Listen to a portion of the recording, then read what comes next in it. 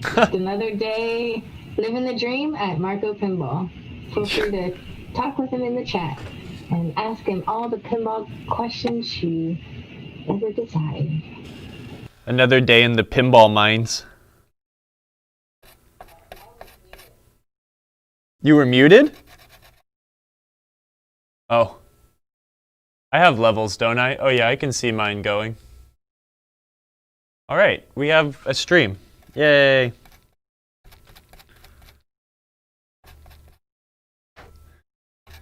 I'm trying to cover up. Yeah, I'm just working on. I have to stuff some stuff back in this board. I'm just working on trying to cover up the last bit of corrosion on this sucker. I need to find my voltmeter. It's somewhere in here.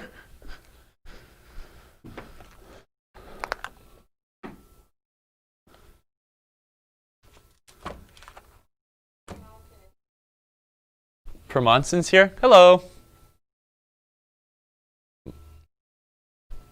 I am stuck in the pinball dungeon, and I am just repairing a few boards here. Is this a bonus? Yeah, man, it's a bonus day. Doing some prep work and some repair and some quick fixes.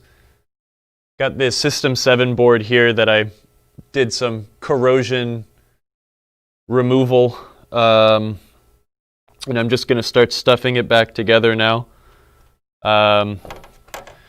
Getting prepped for some future projects on the show and getting some things in the shop happy. So, yeah, we have, I don't know. We've done this on the show a few times, so I don't want to continuously show how to rebuild System 7 driver boards and stuff like that. I think we've done that a few times. I hope these switches still work. I don't remember what two things make contact, but whatever. I don't really ever use these switches on these boards anywho.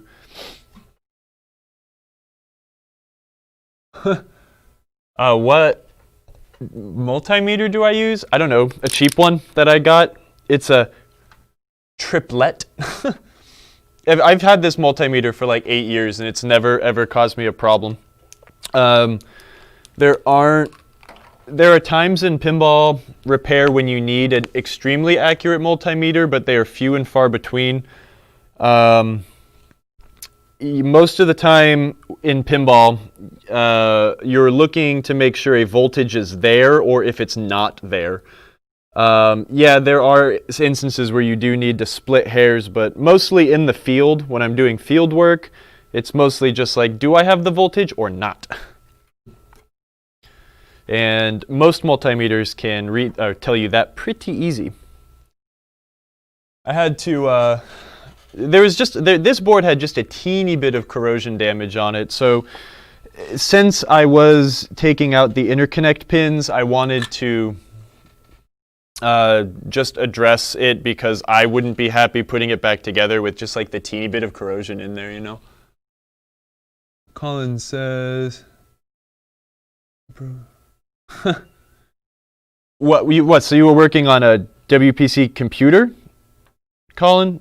I mean, yeah, those things are a pain to repair. I've done so many of them, but nowadays, most of the time, if I've got any sort of like nasty, or if I've got any sort of corrosion on those things, especially if it's for a customer, I just replace the board. I hate saying that, but it's just not worth fixing a lot of the time when you have a replacement so readily available. If it's my own game, I'll do it because it amuses me, but I cut my teeth on those things for a long time. I really hate these boards though. I hate System 3, 6, 7. I just despise working on these things. I posted a stupid picture on my Instagram this morning. I bent a wire gate for this hard body I'm working on. And it's like, you know, the thing that every pinball person loves doing the most. It's like bending wire gates, especially when you don't have a sample to work off of. And I realize now I'm like doing the other thing I hate more than anything in pinball. I guess if I started doing some pop bumper rebuilds also, I'd have like the trifecta of everything I dislike doing. My cheap one from Home Depot has been really spotty.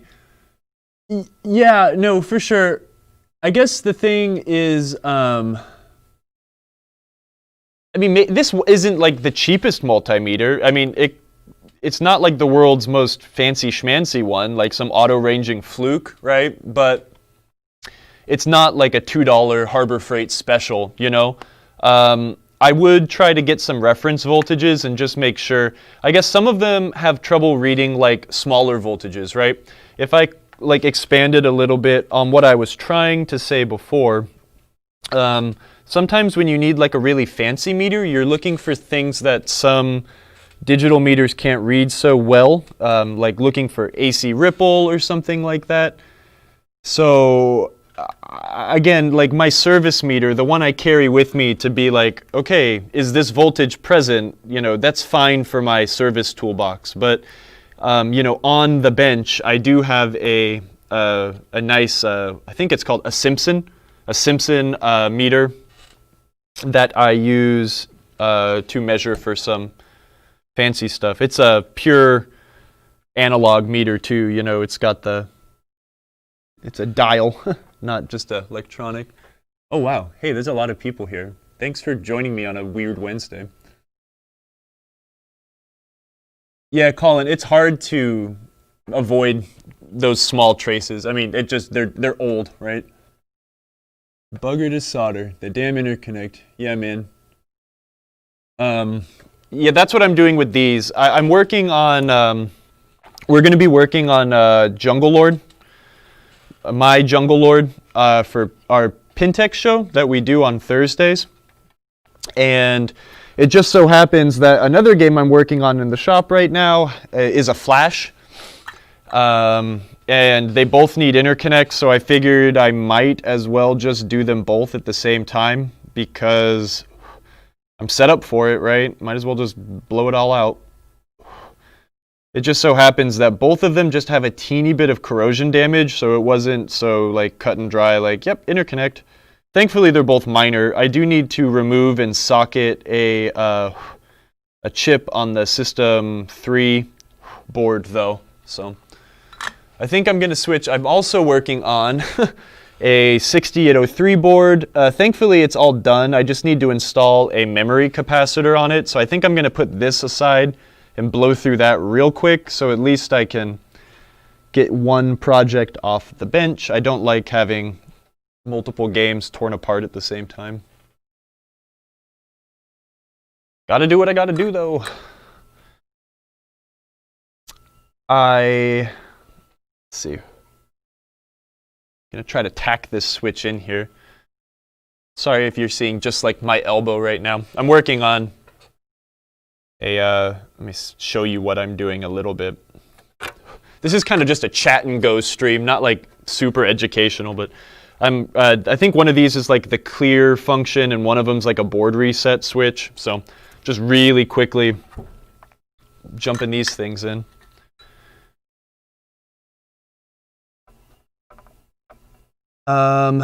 Yeah. I guess, and the thing is too, it's like with both of these boards, I know that when we did this, we worked on the time warp on our PinTech show, and I was just like so blown away that the dang thing like worked right away.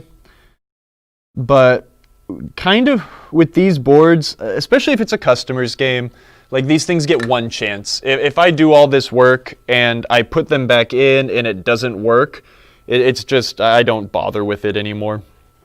I would much rather put a reliable, hopefully reliable-ish new board in there. The Rotten Dog boards are sometimes reliable in some games. It's really odd how they don't work in Black Knights, which is just like super frustrating. But I do really, really like the Swimmer boards a lot. And then I think Jeff Kahoot also makes a nice System 7 replacement board that I'd really like to try. It looks kind of similar to the Swimmer board. I think both of them are basically just a, they're not copies. I mean, they're redesigned with some upgrades, but the nice thing is that for all like the data lines that are for the whatchamacallit, like the interconnect, you don't even need to use the interconnect. If you use his MPU and driver, which are still separate boards because they are designed to work and function with the original boards if necessary, if you just needed to replace a driver or just needed to replace a computer. But they have a interconnect that is a 40-pin ribbon cable. Makes it super, super easy.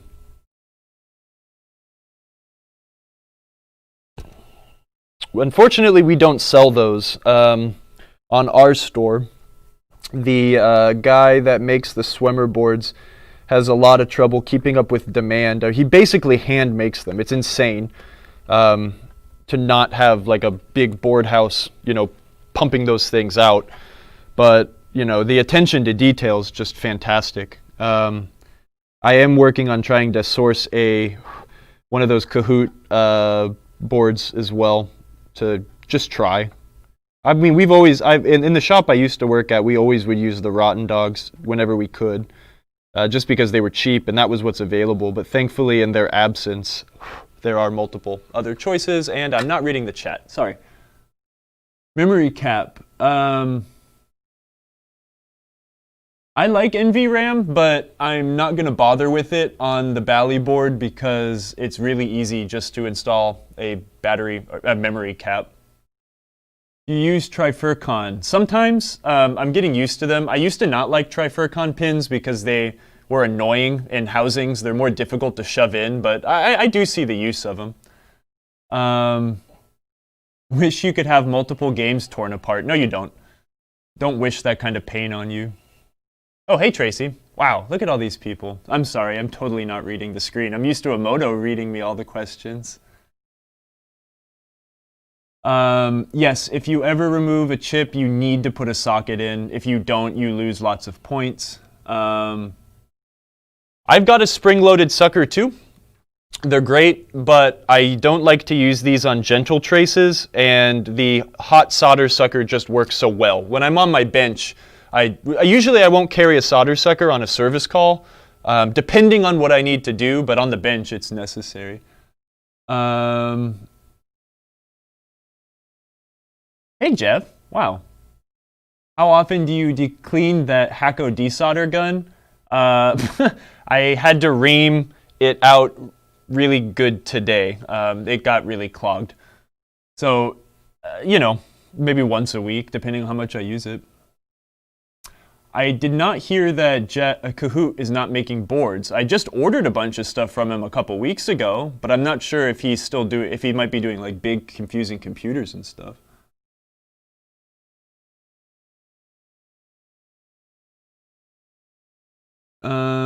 Would like to see a trick on soldering sockets so they're in properly.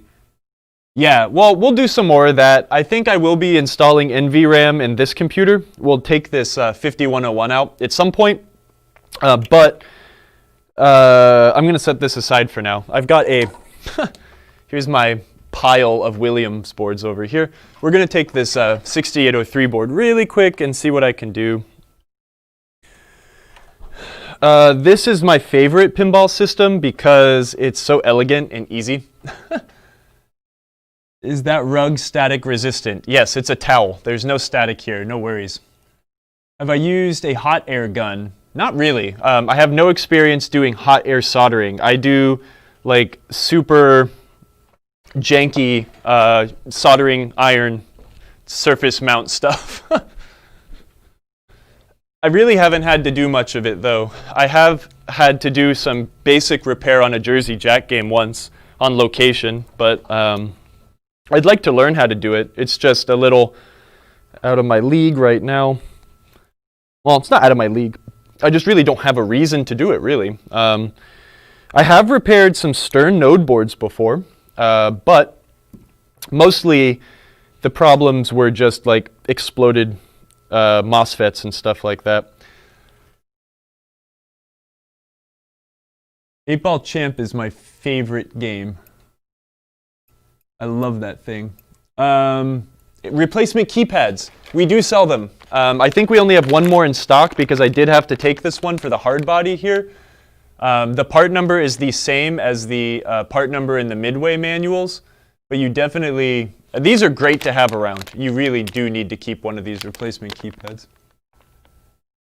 But yeah, Colin, someone mentioned about how to do the sockets. Just, yes, solder in like each corner, you know, one corner, opposite corner, make sure it's flat against the board, and then proceed.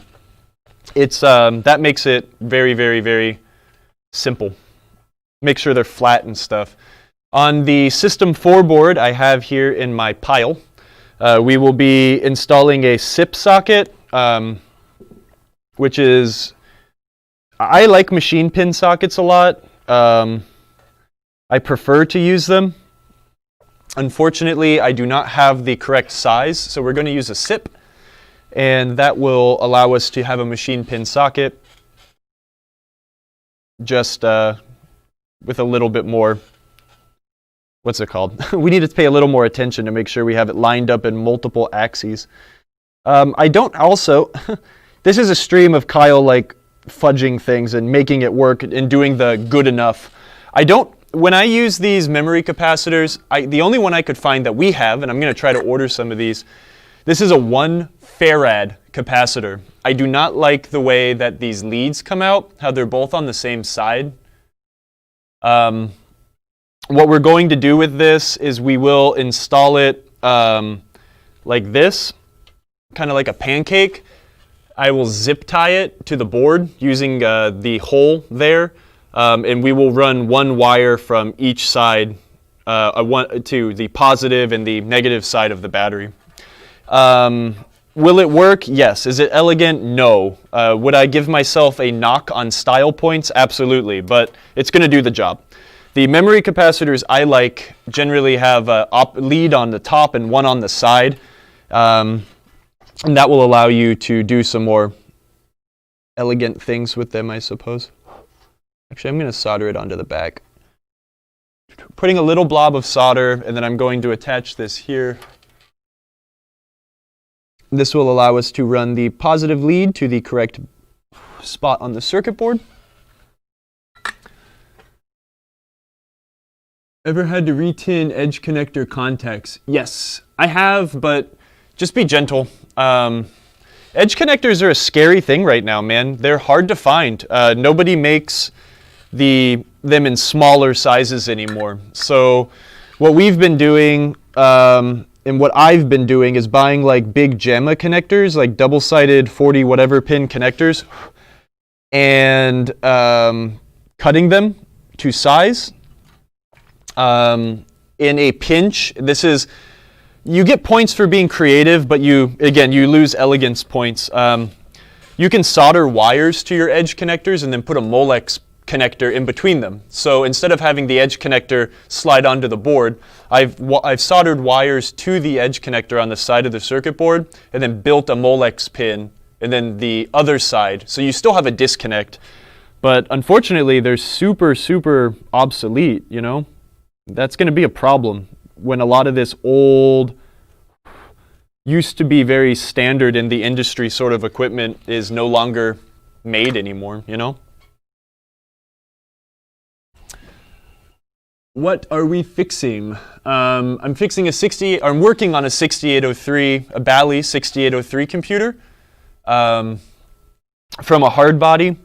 I fixed the power supply. I had to reflow some of the connectors on the back of the computer. Thankfully, the thing works and boots up. I already did all the work on the power supply earlier today. So, I'll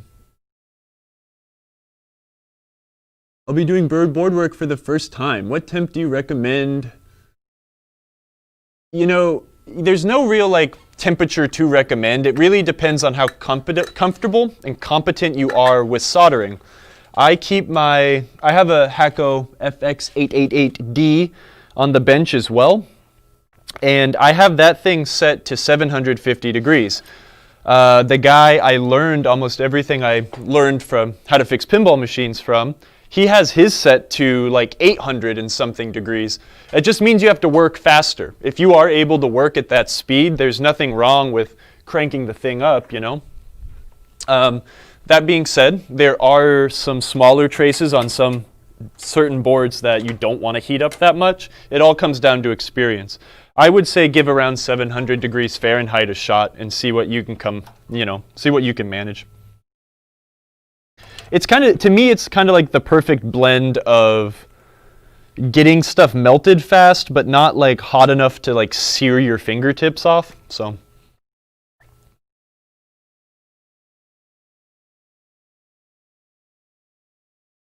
There we go. Hey, we've got someone in here that can do all the talking for me. Thank you.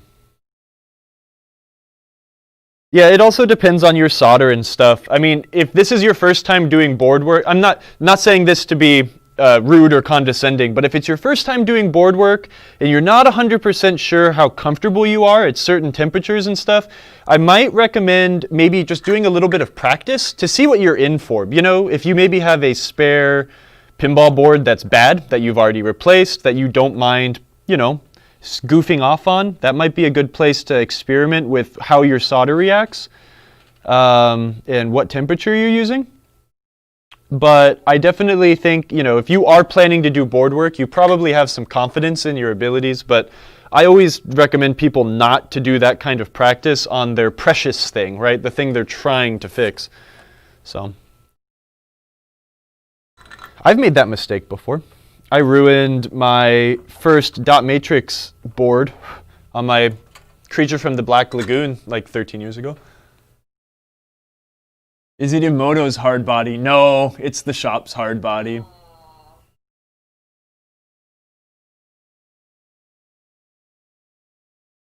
Hard body is one of my favorite games. I regret selling mine.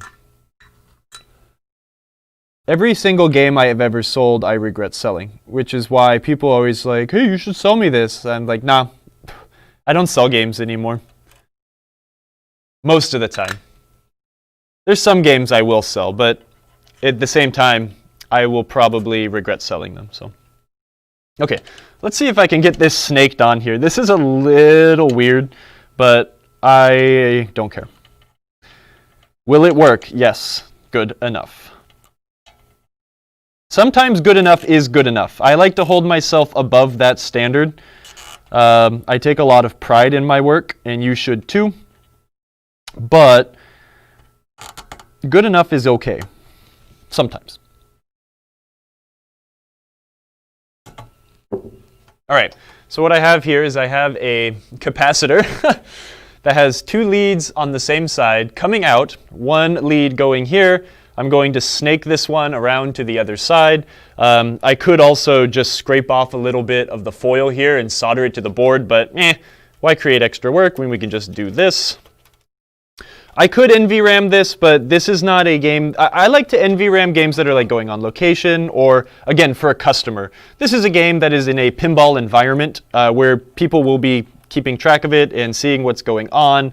I'm not too worried about battery leakage or anything like that, but honestly, for Bally games, I prefer just to install capacitors. They're cheap, easy, no soldering. I mean, I guess most Bally games you don't need a solder, but still.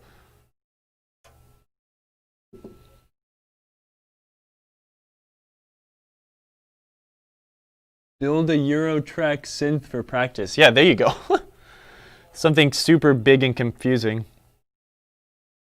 Before I learned how to do pinball stuff, I did have some experience soldering, a little bit of soldering in the motorcycle world, where I used to work. And also, when I was in a touring band, I was the only person comfortable enough to work on amplifiers and effects pedals and guitars and the list keeps going. So that was kind of fun. That's really how I learned how to be confident about this stuff. And it's funny because the soldering on a lot of that stuff is super, super simple compared to this. I mean, yeah, okay, effects pedals and amps can be confusing, but soldering pickups and like, you know, cable jacks on guitars is like child's play. Let's see. It's so weird doing this with my left hand. I feel like I've lost all of my motor skills. What the heck? Because I feel like using my right hand is more powerful to aim the wire. There we go. All right. Good enough for government work. A little sloppy, but whatever. It's going to do the job. Okay, 6803 board, you can leave, and I will try booting you up later. Let's continue the train of circuit boards. I'm going to solder on the... I'm going to continue pulling these pins on the interconnect. We've done this before on the show. The safest way to do this is to not put your hand all over that nasty flux. But what we're going to do, I can prop it up like that, I guess. It's weird again because I want to use my left hand to do this. I'll practice using a soldering iron in my left hand. What we're going to do is we're going to heat up the pin from the back. This is the safest way to extract anything that's a through-hole pin. We're going to heat it up and then find the pin and then pull it out, right? So what we're doing is we are ensuring that we don't pull the fillet. The tip I have on my, I'm going to turn it, oh, it is off. The tip on my solder sucker is not big enough to yank, to get around these 156 pins. And I don't want to use the solder sucker because we're still going to need to extract these things. So I find it easy, even though this is the long way, it's the safe way. We heat it up, get it really hot, then put some flush cutters on and yank the pin. That way we don't take fillets out along with the pin. Because either way, even if I did suck it out perfectly, we'd still have to fight with some of them, and I don't want to have to fight. So sometimes doing things the long way and the safe way ends up being the fastest way. You do not want to have your flush cutters on the pin while you're heating it up, because your flush cutters will act as a heat sink, sucking up some of that heat and not letting the pin get hot enough to easily extract it from the board. When you get it nice and hot, not only will it come out without pulling the fillet, but it's also hot enough to slip out through the nylon header base, right? It kind of melts its way out. There we go. Gonna try not to breathe this in. You got to get really good at holding your breath when you're soldering. Thankfully, I am good at that.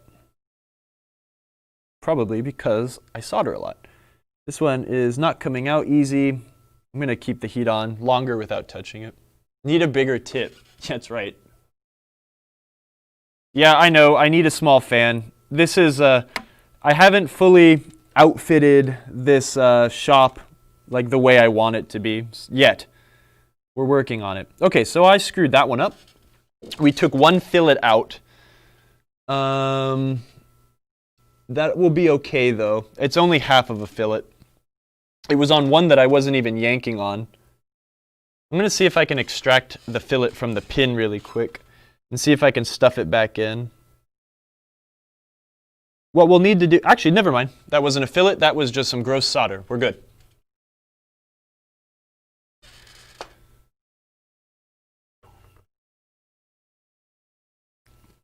Let's see.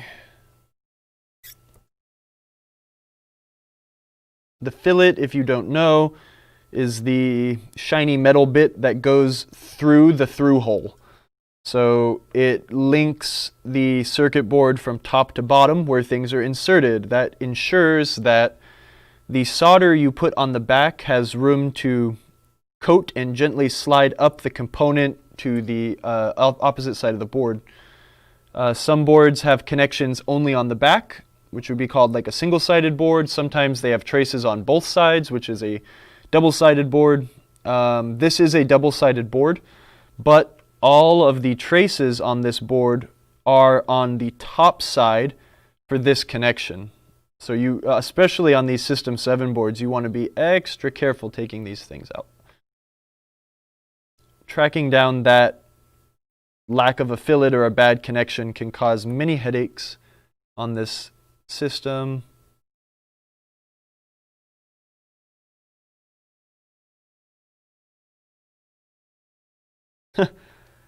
This is very satisfying, especially when you do it right and you don't screw any of these 40 pins up.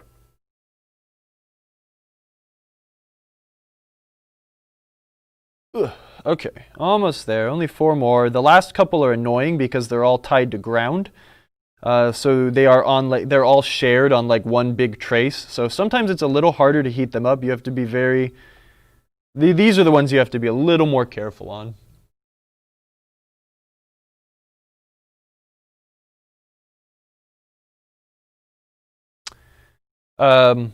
Is your voice audible, Emoto? Okay, just FYI, Emoto is hanging out with me, but she's not on screen because she's doing more important work than fixing pinball games, but she's reading some of the comments.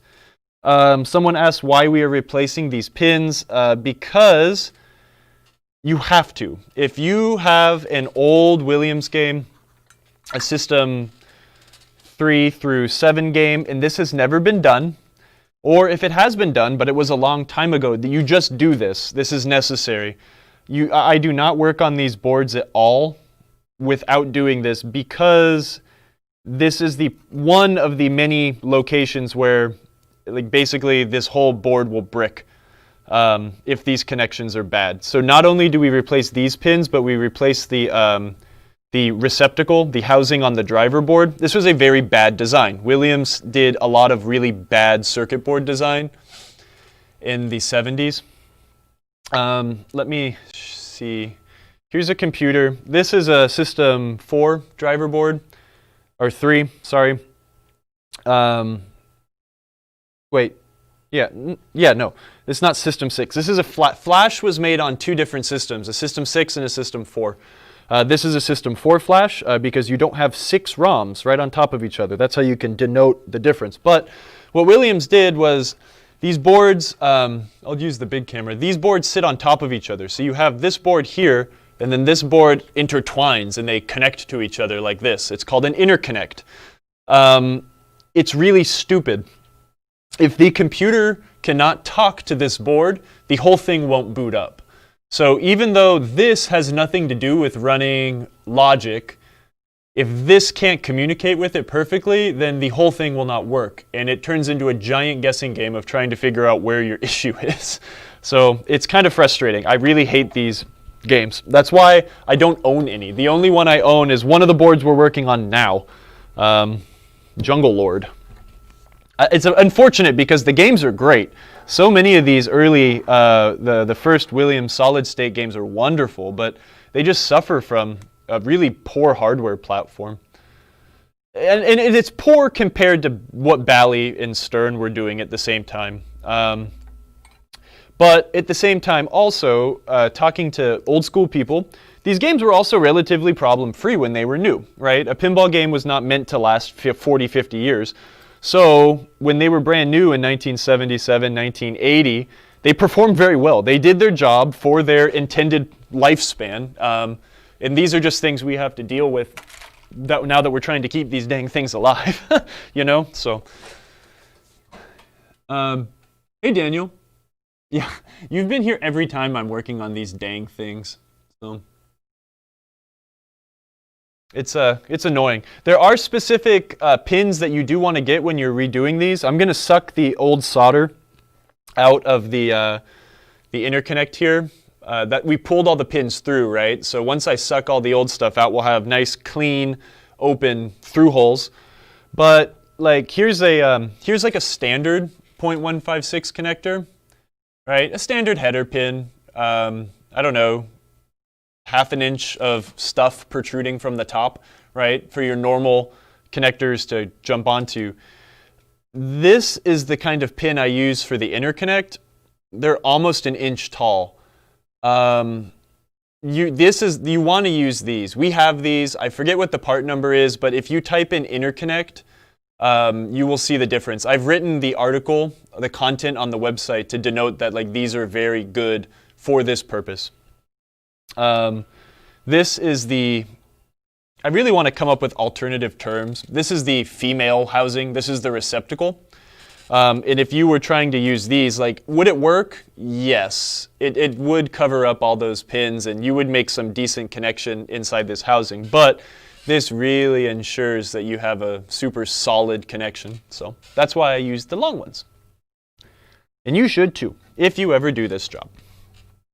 Okay, solder sucker's warmed up. It's going to sound really weird for a minute while I clean out all these holes. Give me a sec.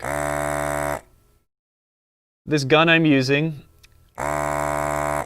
it is a soldering iron in the tip, and there's a vacuum pump in the back.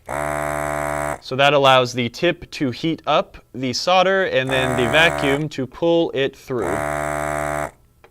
This is a delicate tool. You can easily clog it and do all sorts of annoyance to get it to come back to life, but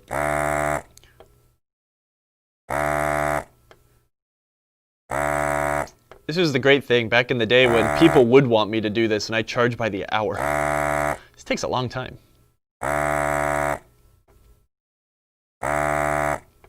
But also when they insisted they didn't want a $300-something computer, and I told them, hey, if I do this, there's no guarantee it's going to work forever. These things are flaky. And they're like, no, just fix it. I know you can fix it. I trust you. And then you got to go back and be like, yeah, you should have just put a new computer in it, man.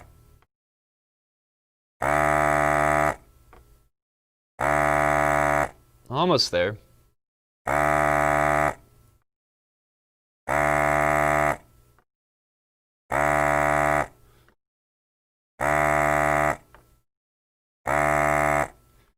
It's just nice doing it the slow way that I was saying. Again, it's like you just have, it's so much easier to do it this way. You end up with really clean, ready to go, you know, a clean and ready to go board as soon as you're done sucking the solder out most of the time, depending on corrosion and stuff. I have a feeling I might be wasting my time since this board has some corrosion, but it looks like it has been working relatively recently, so we'll give it a shot, even though it does have some corrosion. Yeah, I'm not sure still if we're going to do an NVRAM or if we will do just remote batteries. I don't mind remote batterying these Williams games. Well, we'll see. Okay. I have 4 of these 10-pin connectors, and I have 5 8-pin receptacles. So we're going to start with these guys on the computer. Then I'll be able to set this guy aside too. We'll move back over to that flash computer, and we will do a little work on that sucker. One thing to keep in mind, oh sorry, let me check the chat. Yeah, man, the Hacko is a game changer. Those things they're amazing. That's what steps you up from like the hobbyist to the semi-pro when you invest like silly money into tools like that. But it saves you so much time. And you just get better results. You get cleaner, better results without damaging things more often. So there is a little bit of wiggle room.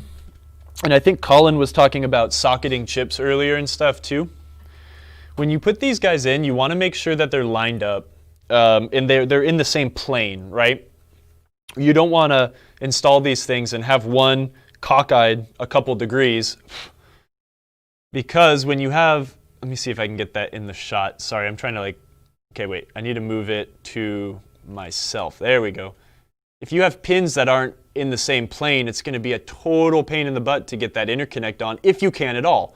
If this thing is soldered in like that, you will also probably prematurely start cracking some of the beautiful solder work you're about to do. When I do this, I tack these things in, right? So what we're going to do in the board, we're going to tack in like one pin and then do another pin. We're going to cock it up, take a look. If it looks good, then we solder all of them. Another thing you could do, this is, I hate IDC connectors. I don't use them in anything, but like on my normal workbench at home, I have a IDC connector that I will a lot of times put in between these 2 sets of pins, right? So if we had like a 8-pin IDC, I'd put them over the bridge, you know, where the 2 connectors actually would, one ends, the next begins, and that will ensure that they stay in line, like with each other. But if you don't have that, you can make it work. So make sure our tip is nice and clean. Generally, I will brush a bunch of flux onto these pins before we stick them through the circuit board, but you know what? we're going to live dangerously, and we're not going to do it to these guys. Because I can't be bothered to take them out and spend like 3 more seconds to do the job. It's probably a little too much flux on these first ones, but whatever. Just don't breathe it. We're going to tack these suckers in.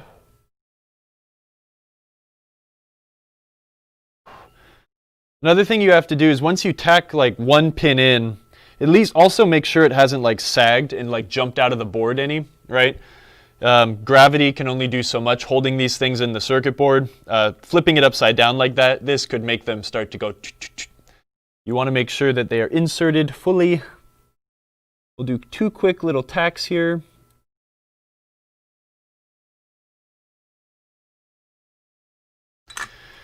Now with these, it is imperative. Let's look at the difference here to kind of use a visual. So we were talking about single-sided, double-sided boards. Look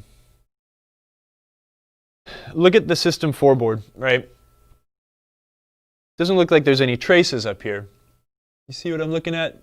You can see traces, but they're not coming from these. Let's flip it over. Still messy, but there's a lot of flux. That's why it looks wet. But you see all those traces coming off of these pins here? All of the connections on this board are on the back. Very easy to ensure that they've made a connection because you're soldering directly to the pad. You've got a trace, which is the little line, and then where the little line ends and the through-hole component comes up through, it's a round circle that is called a pad. The solder sticks to the pad, the trace is attached to the pad, it makes continuity, it's part of your circuit. On the System 7 boards, we'll start on the back. Nada. All of the connections on these suckers are on the are on the top side. This is more difficult. And that is why it's a good idea to brush the pins with flux. The solder will stick to anything that is clean or shiny, I like to say. Shiny, has flux on it, and it's hot. So we want to ensure that not only do we tack it in, right, on the back, there are pads back here, right? These are the pads that will, the solder little solder hill will hold the component to, but we need to ensure that the solder not only adheres there, but it flows up this teeny bit of pin and connects to the top of the pad here. Now, again, we do have those fillets, right? The fillet is the little piece that connects the top and bottom part of the board. It's a shiny piece of metal. But again, we want to, this is something you just should be cognizant of and try to imagine what's going on while you're heating it up.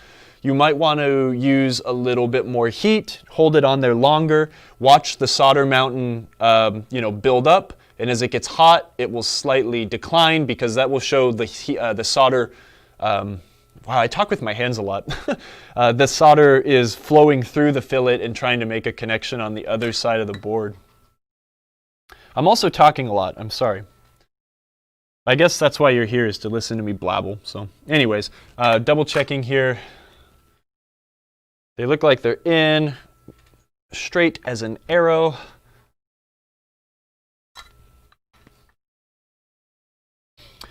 Now I am going to get in here. I realize that my vision is getting worse because it's harder for me to see what's going on in here now. Time to get new glasses. Add some solder. I'm going to hold the heat on and watch that little solder hill dip a little bit. I can see that, so I guess that's good. Remember, when we're soldering, especially on circuit boards, what we're trying to do is introduce all 3 things into the same place, right?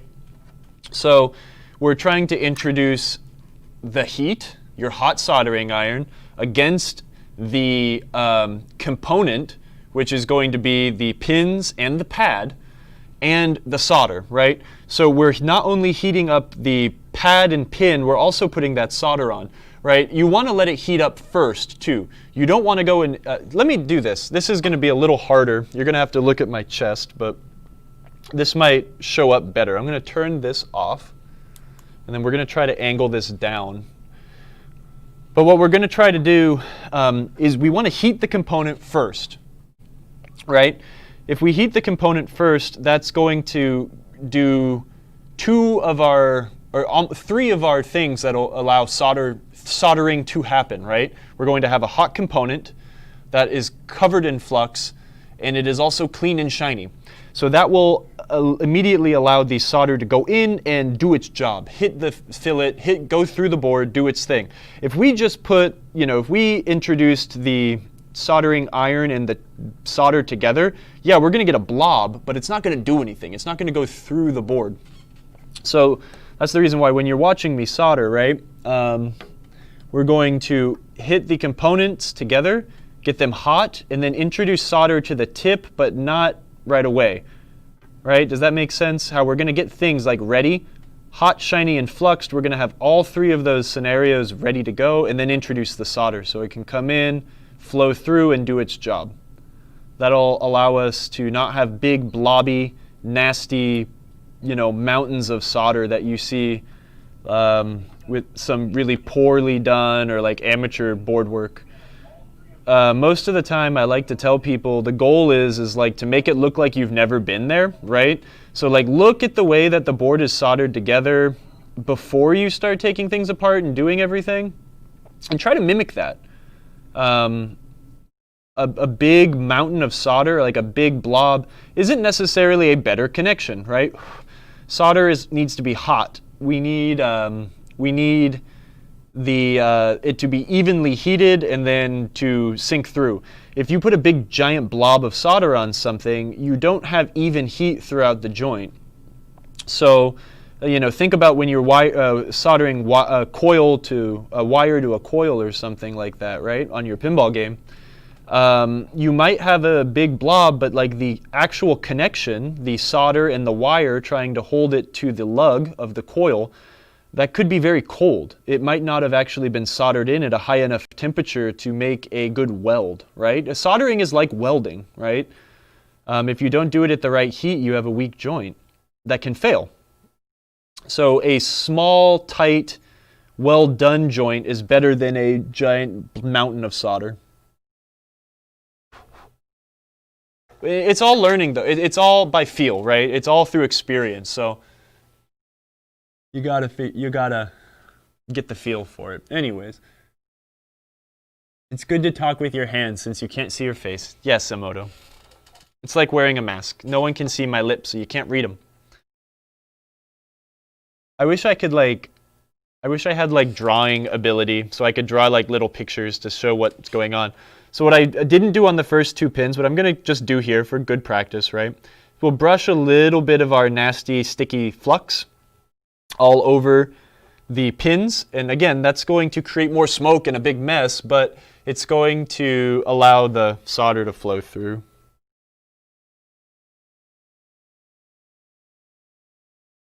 I'm glad that we stock these pins now. They just work they're so lovely. They work well. They've got a big fat base, so they sit nice and flush and don't like to rock side to side much. Hey, yep, we got a Wednesday show going on. We're doing some prep. I have work in our offsite here, and we're just prepping for the shows upcoming. If you couldn't tell, we do try to put a little effort into our shows and have things planned out ahead of time a little bit. Sometimes they just devolve into me rambling on, but let me move this back into frame a little bit better. We're going to continue working on old Bally stuff tomorrow, half because I don't have a lot of good stuff in line, but also because the Bally stuff is like the reason I really wanted to do this show, because I want to show people how to work on my favorite games. And I'm happy that we finally have a goofy little game to mess around with. Bally solid state. We're going to go through like some basic troubleshooting. I don't participate in repair groups. I don't have the time or the patience a lot of the time to like deal with like pin side. I don't like pin side. And I don't really use the Facebook groups too often. I wish I did. I wish I could just sit there and try to help people as much as I can, but it would just take so much time. Anyways, this is my way of kind of giving back and hoping people can learn the right way instead of wasting time running down rabbit holes and learning how to troubleshoot. That's the thing. It's hard to teach people how to troubleshoot because a lot of this stuff is pretty abstract. So it's like, I don't know. It really is something you can't really learn, and you can't learn how to do this stuff without just doing it. There's only so much book smarts you can get, right? I've told the story about how I used to just sit there and read. I printed out Clay Harrell's Bally repair guide just so I could read, and his electromechanical guide so I could read because I was just obsessed with learning how to fix pinball machines when I only had one. And, there's only so much I could learn from reading his guides without having anything practical in front of me. But people also learn so many different ways,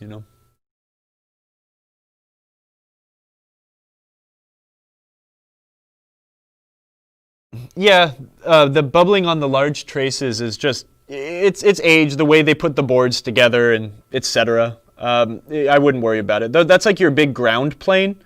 If you notice, like everything attached to ground attaches there. So you've got multiple grounds on your pinball games a lot of the time. Like you have grounds coming from the power supply.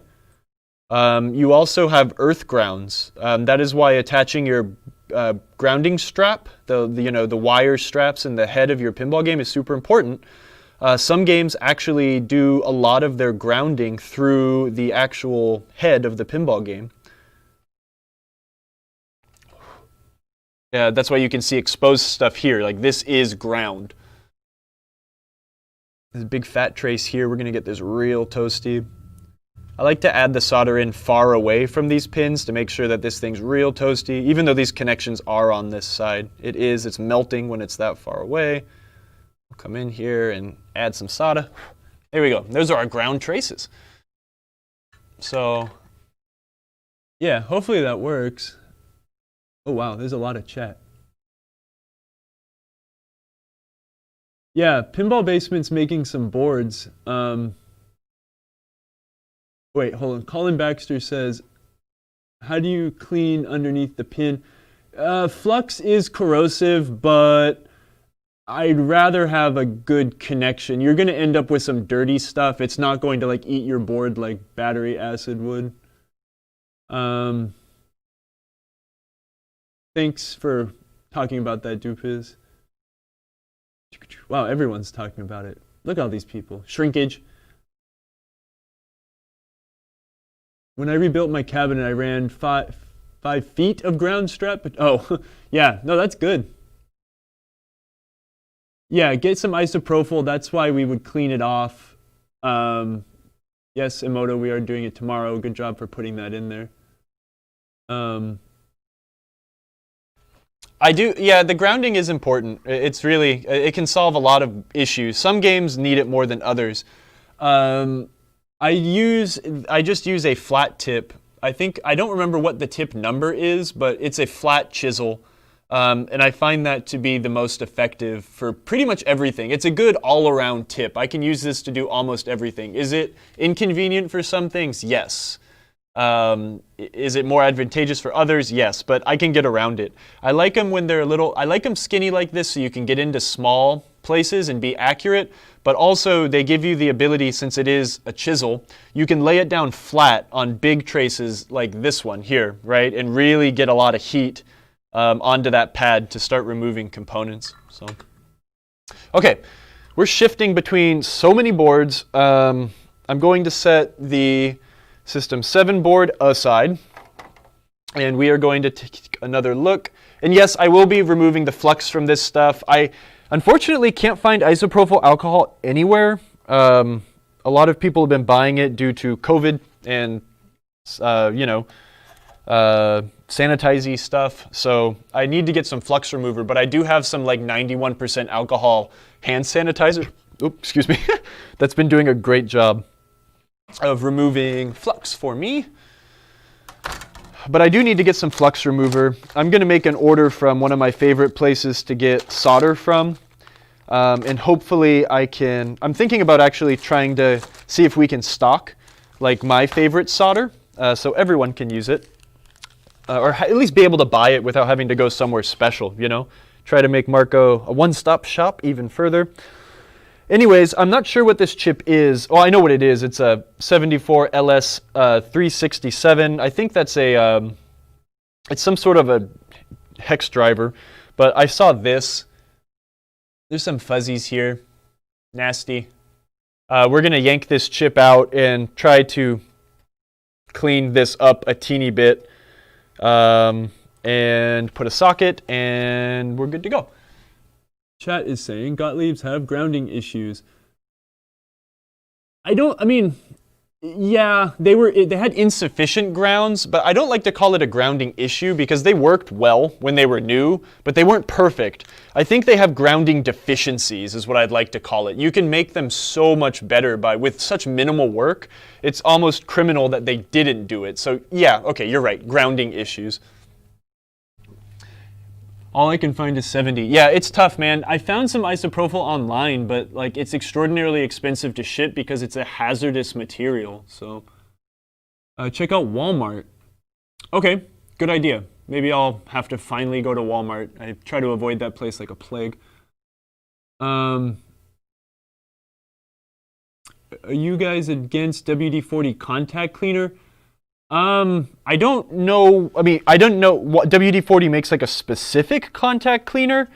I don't like contact cleaner. I don't really use it for anything. I know a lot of people like to use that deoxit stuff, which can be useful in certain applications, but I don't know. I try to get in there and do things manually whenever possible. You know, use good abrasion carefully to remove things. My fiberglass brush has been very handy in all the corrosion removing I'm doing today. Why does the game still work when it's missing the ground pin on the wall plug? I'm not an electrician. I'm not even going to try to touch that one. There's differences. Like there's digital grounds and earth grounds and all sorts of stuff. I don't know. Don't want to jump into that one. I'm sorry. Yeah, but I mean, never use WD-40 to clean anything or lube anything in a pinball game. It can catch everything on fire, so. Huh. Yeah, I don't find contact cleaner to be very useful in a pinball environment. At least me, right? I'm sure that, I'd love someone to show me where it would be useful, but as long as I've been doing this, I've just been able to do things by hand. Might take a little longer, but I avoid fires, etc. Okay, you know what? And here, since this chip is sacrificial, we're going to do this the clean way as well. This chip is crap. We're not going to reuse it. It's bad. It's got corrosion on the legs. I have a replacement. It's not unobtainium. We don't need to fix this. We are going to cut every single leg off, and we are going to cut them off as close to the body of the chip as we can. This will allow us to use heat on the backside.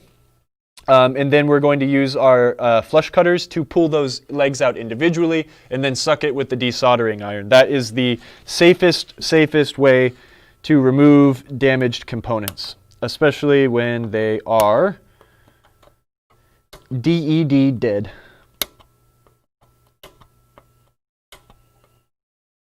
Again, it's better to spend, I think it's much better to spend so much more time doing it this way and just have the repair go smoother, right? Not damage the board or have to run any patch wires because you really royally goofed up a trace or something. Uh-oh, my Texas came out. Yeah, that's pretty bad. We'll have to check for some connectivity there. These traces are small, but I don't think anything's like, it's kind of out of focus, sorry. I don't think that anything's too badly damaged. We'll find out soon enough, though. Anywho.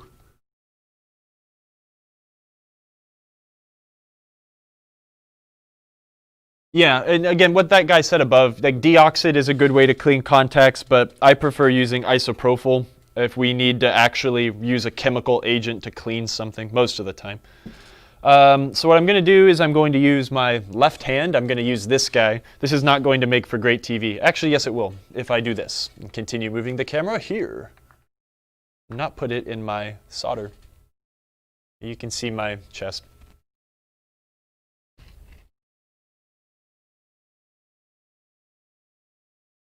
So, actually I'll do it this way. They're a little closer to me. Again, we're going to heat these little legs up. They're teeny. I've slathered flux all over this. Find the right way to hold the board, apply heat, and then extract. Sometimes, though, when things are corroded, they are a little more difficult to heat thoroughly and through. We'll see how easy this actually is. These will heat up really fast. It's going pretty swell. The other reason I am not just immediately jumping in with the solder sucker is these little jerks are small enough to get stuck inside of the desoldering iron, which will make you very sad when you have to go and unclog your soldering iron, especially when you just unclogged it earlier in the day, like I did. Whee! The big evil joke is when I'm done with this, neither of these boards are going to work, and I'm just going to be like grumpy, but you know. I feel like if I put all that negative energy out in the world, that the results will actually be better once I'm done. It won't give the negative energy time to manifest when I'm actually done. Oh, this one's real grody. It doesn't want to come out at all. Okay, we are going to brush some flux on the top side too to really help it melt. Sorry I'm not reading the chat right now, but I'm trying to get this done.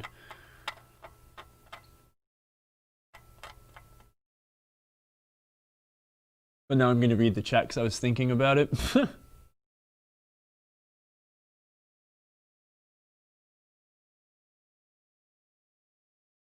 I touch the ground braid, I'm touching neutral. Ugh. I wish I knew more about those sorts of electronics. I guess I should. I'm going to need to start doing wiring and stuff in my house, so. Well, maybe not, but I should just be more familiar with, like, that kind of stuff, I guess. That did it. A little bit of flux on the corrody, not shiny solder. Really helped us out.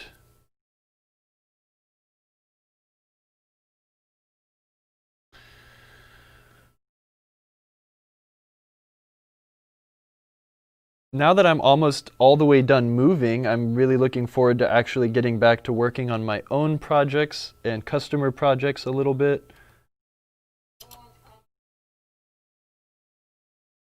Oh. My Centaur shirt. That was a good question that someone asked last week. I think it was our friend Bat Outta Hell by Meatloaf.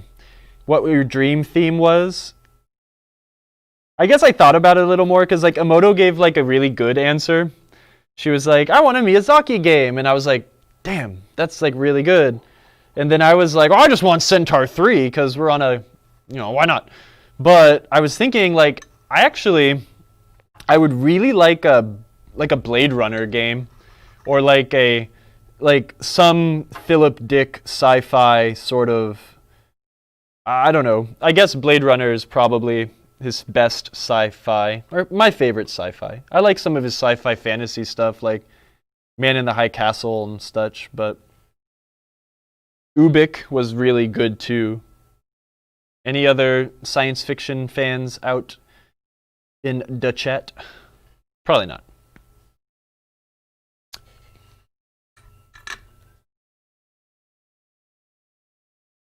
Okay. God, I used a little bit too much flux. I went flux crazy. Let's clean up the back real quick. And then I'm going to stop at, maybe I'll stop at Wally World tomorrow and see if I can find some isopropyl. I yanked a pad off, yay. That pin is connected on that side. Okay, so just got to be cognizant of that. So when your pads aren't connected to anything on the back side, if there's no trace, Keep as little contact as possible. Really try to just get in there, melt it, and get out. That is one reason we were talking about temperature. I do have this solder sucker set pretty high, so it can go in there, melt the solder, immediately apply vacuum, and it's done. You want to be really careful. I'll be able to confirm that, right? It's very clearly missing. I guess there's actually 2 missing.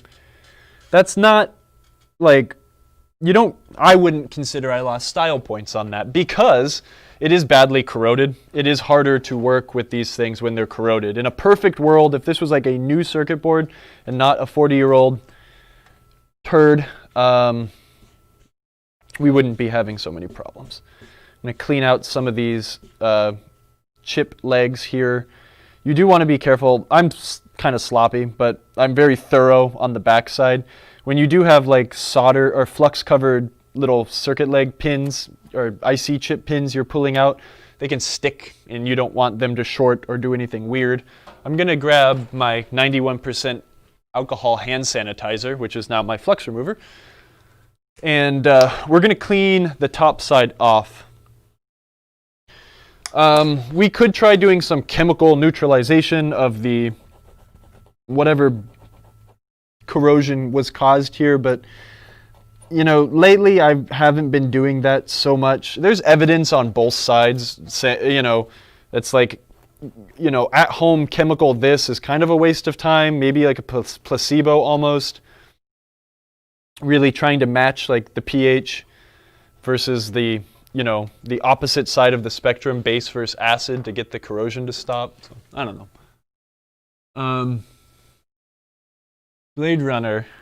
Uh-oh, phone call, not answering. Someone loves sci-fi. Heck yeah. I liked the new Blade Runner. I don't know. Yes, no, absolutely. Zach Brannigan. You and I agree here. I really, really liked Decker's inner monologue. I feel like that really made. I feel like it made the film make more sense. There's a funny thing I was reading about earlier is in around the same time. I don't know if it was, but like gosh, I need to collect my thoughts. My brain's going too fast. David Lynch wanted to direct Blade Runner, and David Lynch ended up directing Dune, which is enjoyable to watch, but not a great movie. Anyways, he was kind of upset because he was like, the movie cinematically was wonderful, perfect, but the story just really wasn't there. And I feel like when you watch it with Decker's inner monologue, it really turns into a much more cohesive film. I don't know. If I'm sure you have, because it sounds like you are a giant nerd like me, but the book, right, Do Androids Dream of Electric Sheep, is just wonderful too. I liked Blade Runner 2049 as a spiritual successor, but I don't know. I mean, I guess it wasn't the world's greatest film. I'm not too much of a movie buff either. I just kind of know what I like, so. Yeah, I don't know why the inner monologue version, or I don't know why inner monologues are frowned upon. I don't know. I thought it made sense because with the book, the character himself, I mean, the whole book was basically his inner monologue, right? So it really made sense in the film, but I don't know. I love that movie. It's so beautiful. And probably as no surprise, I very, very much enjoy Cyberpunk 2077. It's a fun game. I'm a PC player, so I really have zero problems with it. But it is unacceptable how that game was definitely released on console in such poor shape. I'm going to peel off the foil here. I'm just scraping. We're scraping. We are then hitting it with a fiberglass brush, making things really shiny. We're going to try to shine these pads up really good because, again, the solder is going to want to stick to things that are shiny.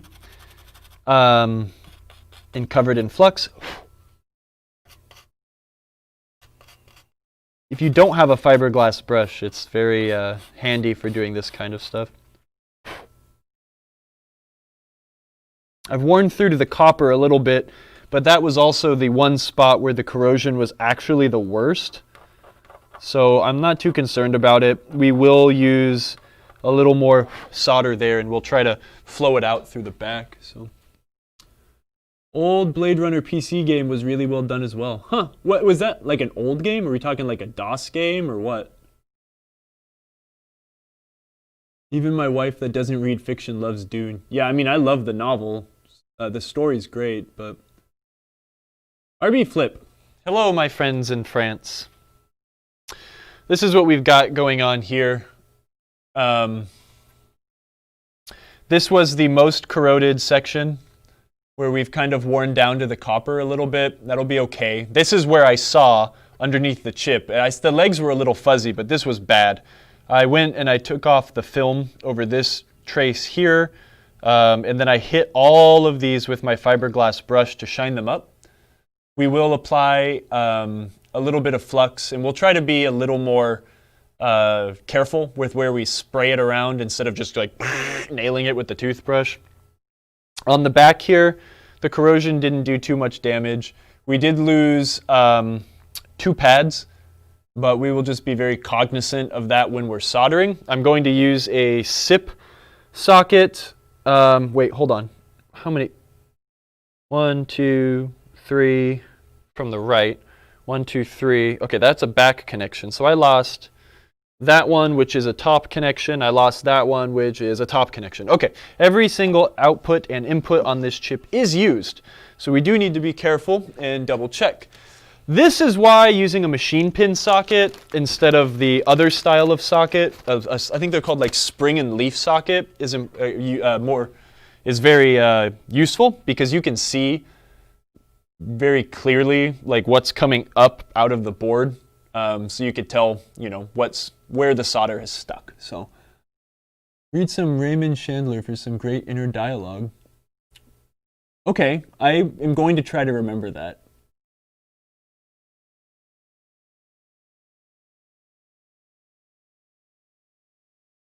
How do I keep my, oh God, I'm sorry, don't look at my nails. How do I keep my nails clean, Emoto? I shower. Did you use the fiberglass pin to get the trace mask stuff off? Colin, what I did to get that off was I used my bent screwdriver, and I scraped that section off, and then I went in with the fiberglass brush to really try to remove every bit of corrosive nastiness that existed.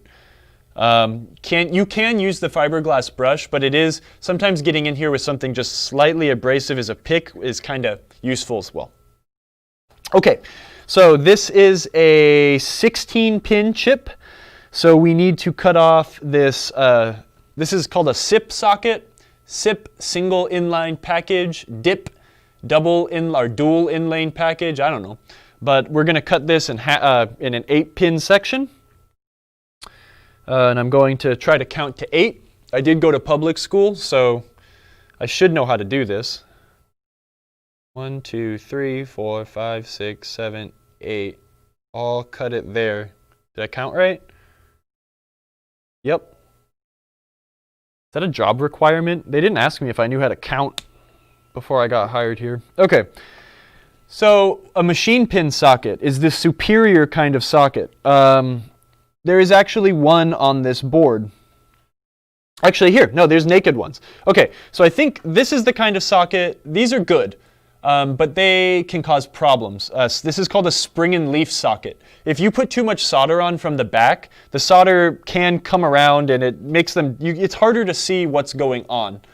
This is a machine pin socket. They are more expensive. There are very clearly defined round holes that the chips sit into. It's also quite easy to see what's going on the side to ensure that you have repaired things correctly. You kind of have to look over this chip, but trust me, I like to use those more, but you're not doing anything wrong by not using a, whatchamacallit, a machine pin socket. My hands are worse than yours, and I work on cars. And yeah, Daniel. Well, okay, when I was a motorcycle mechanic, my hands were really, really disgusting. And I didn't want my hands to look like a nasty leather couch, so I started trying to keep my hands clean. Because, as you know, your hands are your most important tool. You got to take care of all your tools, especially your hands. Brush a teeny bit of flux on here. We're just going for a teeny bit. I did apply flux to the actual socket legs themselves. Are folks still using vinegar to neutralize corrosion? Yeah. I like to use like a baking soda paste sometimes. That works. But this time, like, I kind of have stopped neutralizing corrosion like that. And I've just kind of gone for the like total physical 100% removal of corrosion technique, if possible. Again, it's like, I think it's, when you actually look at the science, it's very difficult to actually really neutralize corrosion 100% of the way without just absolutely removing it. So I'm not a scientist, though. I'm really not smart enough to talk about this. Google it. I'm applying a teeny bit of solder to my soldering iron, and then I'm trying to get in here and I'm trying to tack this in place because, okay, here's the one downside of using these SIP sockets. You need to have them sit flat and flush, right? If one of them is facing nice and straight, but the other one you install is angled a teeny bit, then it's no good. So you want to tack it in place, make sure it's good, and then go in and solder it in. Colin, you were asking about doing regular other sockets too. That's the same technique I'd recommend doing with a standard socket too. Solder one corner in each side, make sure it's sitting like flat against the board. If it's not, heat that side up, press it down, get it to sit nice and flat, and you're golden. This is 100% adequate, and that is what I'm going for. So we're going to solder it in. This is way more fun than just doing this with loud music all by myself. So thanks for joining me on a Wednesday. And thanks, Emoto, for saying, why aren't you streaming while you're doing this?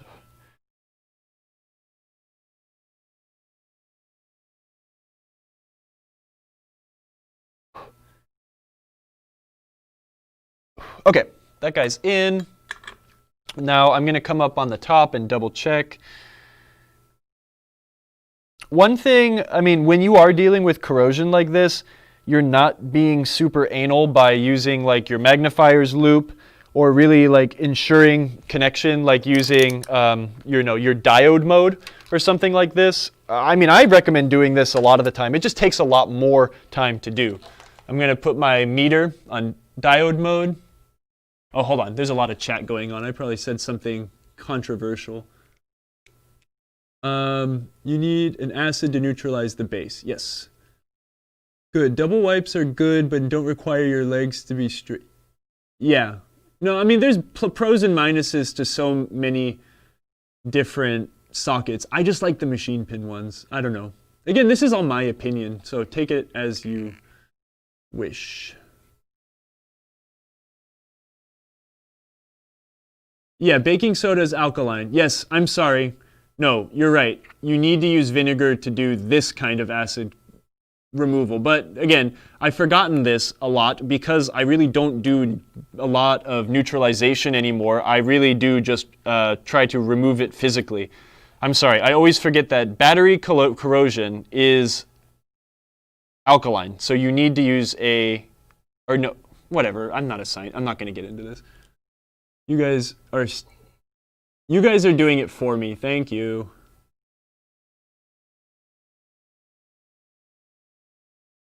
Is that your battery mod?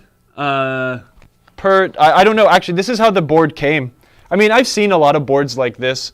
Someone wires in a lithium battery. We'll see if it works. If not, I'm just going to remote the batteries. This game won't get an NVRAM because it is not special. It is special, but it's not special for a certain reason.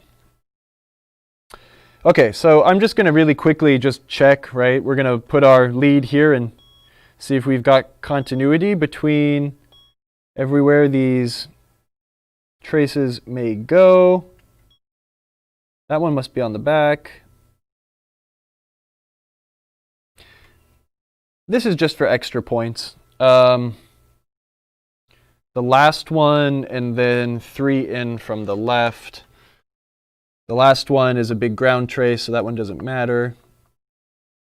Then we've got this guy here, which goes there. Wait, 1, 2, 3. Yep, all good. Okay, so everything's making a connection there. We should be good. We don't have any like really eaten up or nasties. The other one is where we are missing some pads, so this is going to be way more critical on the other side, but why not be thorough? Every game is special. Yeah, you're right. This game is special. I like Flash. Flash is a great game. 6, 7, 8. I just don't want to put an NVRAM in it because I just don't feel like it. We will be, this game will be monitored and maintained by professionals such as myself, and I will make sure the batteries get changed and are off the board. I mean, again, it's like, it just depends, right? If this was a customer's game, I don't trust the customer, I mean, unless they're a pinhead, right, to remember that there's batteries there, right? That's why most of our games are so screwed up to begin with, is because the customer had no idea that there were batteries there. They never changed them. But my Twilight Zone still has batteries on the board. I'll probably never take them off. Because why not? Because I know that they're there. Anyways.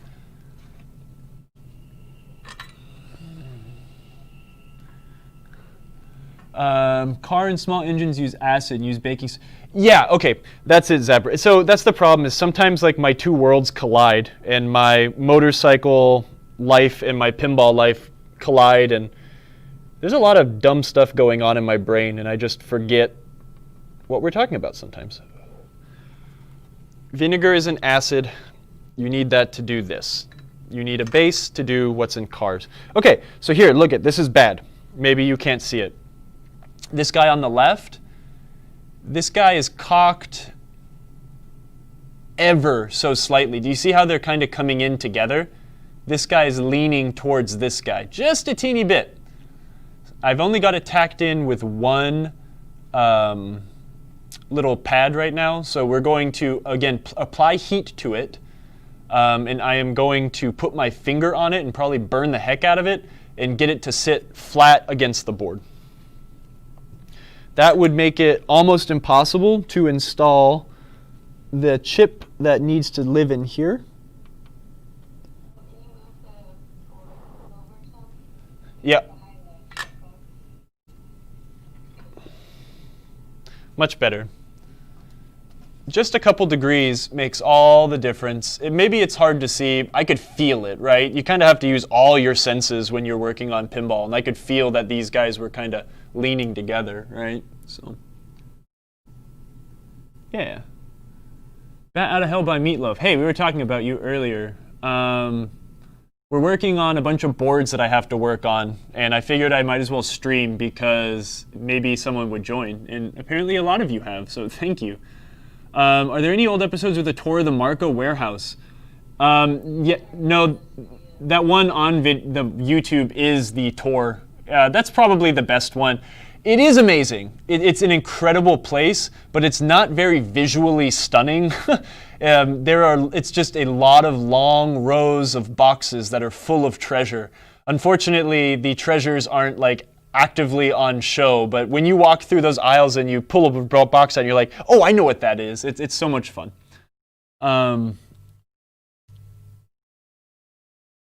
I guess there isn't any reason I wouldn't put a chip in the socket before I put it in. I don't know why not. I mean, you know, you're right. I mean, yeah, use some big blown chip to get it all right. There's no reason why you shouldn't. Like I was saying earlier, you weren't here, but I was talking about when we do the interconnects, I like to use like an old crummy IDC connector to keep the interconnects like lined up and in the same plane. So this is the one where I am going, since we lost some pads, I am going to apply a little extra heat to these guys that are missing the pads, or apply a little more solder. We're going to ensure that the solder flows through the board and attaches to the pad on the top.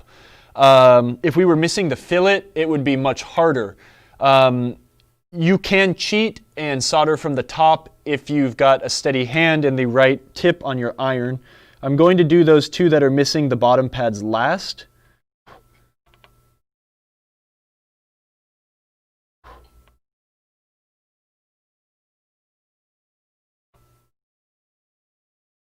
Okay. Well, I guess we might as well just do them now. Let's do one, check, and address it as necessary. So heat, applying a good amount of solder to that leg. The thing is you don't want to add too much solder because then it might balloon out and like touch and short to the next leg. But that looks perfect, like I have done it before. Pat myself on the back. And now I will do this side.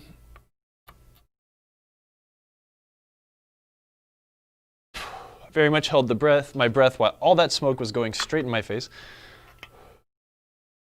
And that one looks pretty good too. For giggles, let's do the continuity test again. Let me read the chat.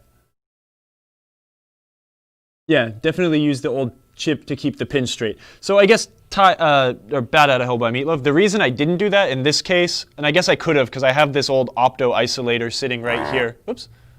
I keep touching my solder sucker. This one was corroded, so I cut its legs off, and now it's just a brick. So we were talking about you. I think you asked the question last week about like what our dream themes were. Maybe that was you. And that was a cool question. I wanted a Blade Runner pinball machine the more I thought about it, even though Centaur 3 would be the best game of all time. That goes there, that goes there. You go somewhere. Where do you go? Here. And you go here. Okay, even with the corrosion, it's happy. So, rad. We will install our new 74367. Always make sure you put the chip in the right way.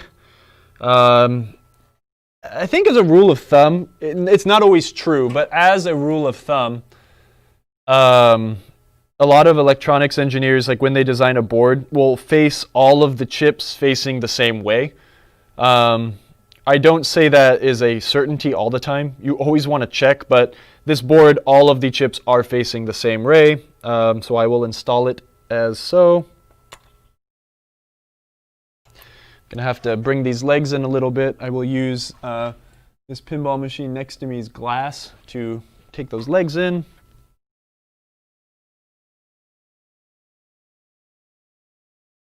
I don't like SIP sockets, but they are a good last resort. I need to re-up on my machine pin socket selection. Or maybe we will start stocking them. Who knows? Better than ever. Let me get my hand sanitizer Flux Remover because I am such a professional. Usually, I do like to keep a can of Flux Remover around, like a aerosol can. That works really well. They're just expensive. And unfortunately, South Carolina is a electronics parts or electronics like supply like desert. Used to have all sorts of micro centers and Fry's Electronics to get all sorts of goodies from. Okay, this board is done. We have corrected corrosion. I have installed a new male header here. I'm very quickly going to hit some of these crappy header pins on the sides of the Williams boards. Williams always cut the meniscus too short on these things, so like the pin doesn't extrude far enough through the solder meniscus, I guess is what I'm saying. I will go in here and just I will hand pump like the 4 outside pins of solder away and put some new stuff in there, and that will eliminate any small cracks generally. You can come in here and just like install new headers and stuff, and you know, if you want to be extra thorough, nothing against you for it. I just have found that that's not necessary. And again, my experience of doing most of this stuff is, you know, I charge by it's by the hour, so it's not a lot of gain for the reward. I don't know. These things suck though. So many reasons I hate these boards. This one's especially bad. That one's super cracked. I can see it without my magnifier. But since these things don't have a lot holding on, you do have to be really careful that they don't start slipping through the board. You'll end up with like a bunch of header pins that are like a set of stairs. You don't want that. Just like, I think we'll address it on tomorrow's like actual PinTech show when we talk about Bally games. Like, I see so many people being like, I got a Bally game and I did this and I did that, and I repinned all the connectors and I'm having this problem. It's like, well, did you need to repin those connectors? You know, it's like, well, why? You know, a lot of the times when you just do stuff like that, you end up creating more problems than you solve, instead of kind of doing things like a little more procedural, one step at a time kind of method. I don't know. That's my opinion. I don't like shotgunning things just to shotgun them. I like to shotgun repairs, right? Like, it's very fascinating for me to figure out why things fail sometimes. But again, when I'm just trying to get something working because the equipment needs to go back out on the floor and it needs to start earning money again, I don't necessarily need to know why, right? But I know where the problem lies, so let's go for it, right? So like on a Williams game, you have a drive transistor, a tip 102, and you have a pre-drive transistor, like a 2N 441, I don't remember what they're called.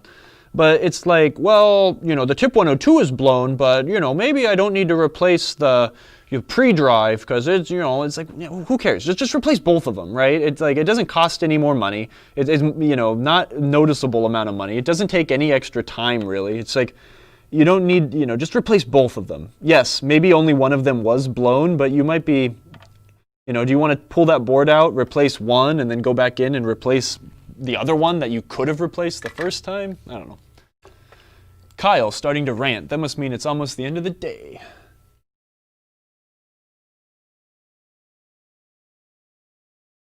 Mocha, why the solder sucker instead of the Hacko? It's just quicker. I turned the solder sucker off.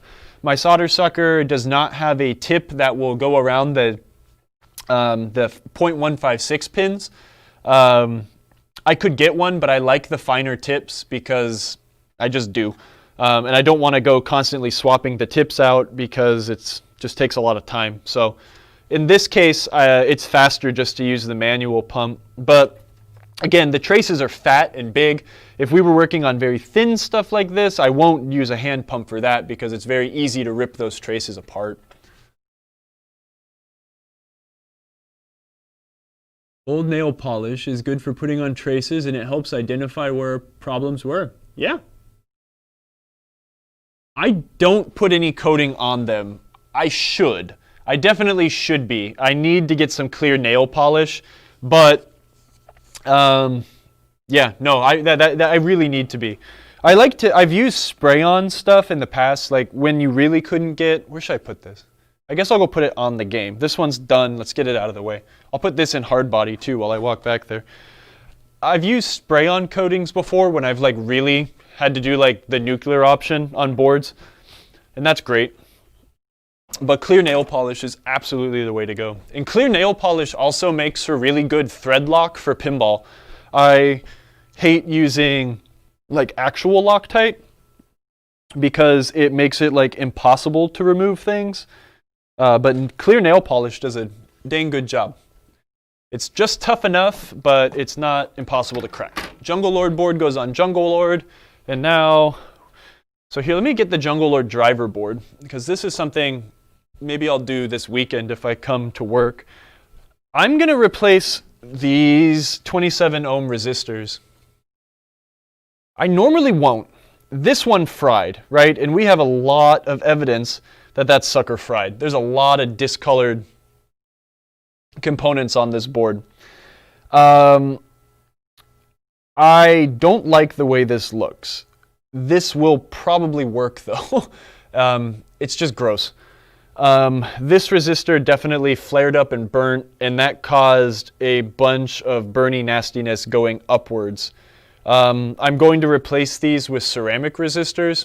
I know there are ways that people go in and like bulletproof this and get rid of the tip 42s that drive the lamp matrix, and they like install like a Darlington transistor, or I think sometimes like there's even a mod where people put MOSFETs in here, and that's good and dandy, and you know, maybe I will, but I just kind of want to get this dang thing working. I really like Jungle Lord. Maybe one day we will. But for now, I'm just going to replace these with ceramic resistors. I need to just replace one, but I'm just going to replace all of them. It won't take that much more time. It is very common to have these things very burnt up. These are the engineer who designed this did it super inefficient. You shouldn't need a bunch of big resistors to take off this much load. So it is common to find these Williams boards like really toasty on the fronts and the backs. This one isn't super toasty, but it's gross. It's a Marco footstool. Yep. Under my Xenon. Ed says, I was working on Jungle boards online last night. Oh man, well, I wish I was there, because we could have commiserated together.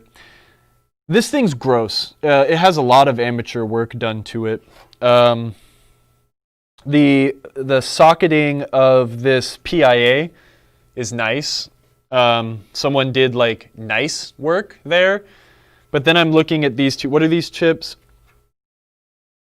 7408s. I mean, these things, I mean, I guess they're fine. I mean, I probably could make it look a little nicer, but it's just scary. And they're using those leafy sockets, and I can't tell what's going on underneath them, but because they're missing pads, but I'm going to trust it. This game was working at some point. No big deal. What time is it?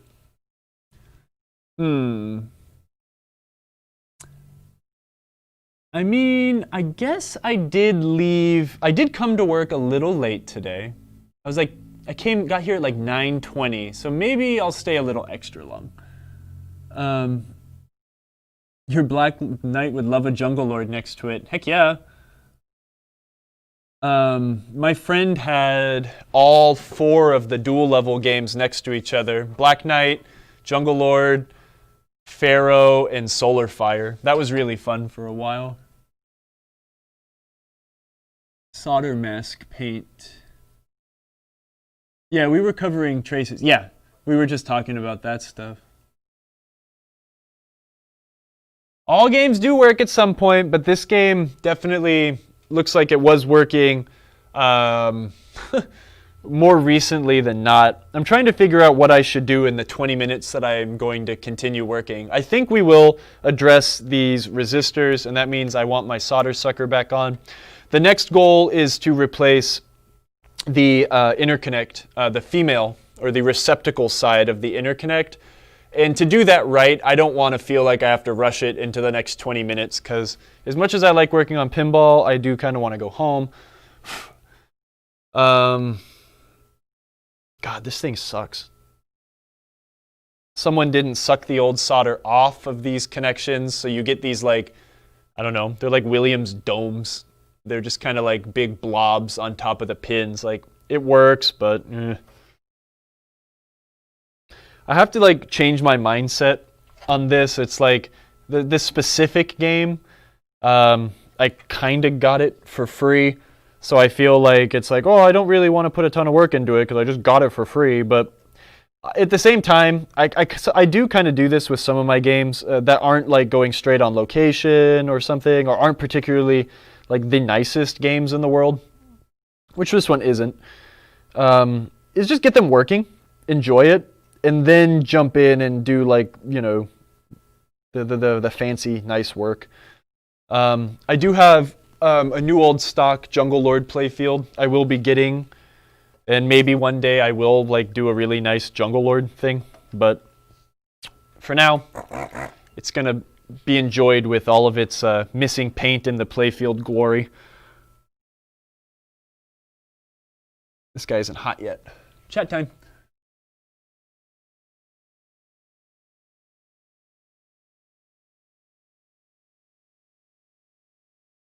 Ed, yes, I am doing the 40-pin interconnect, but I'm working on a System 4 board and a System 7 board at the same time.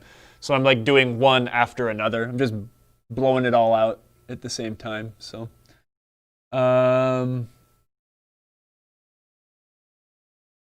Kyle, I finally resolved the exploding diode issue on my Sega. Oh yeah. What the hell was that?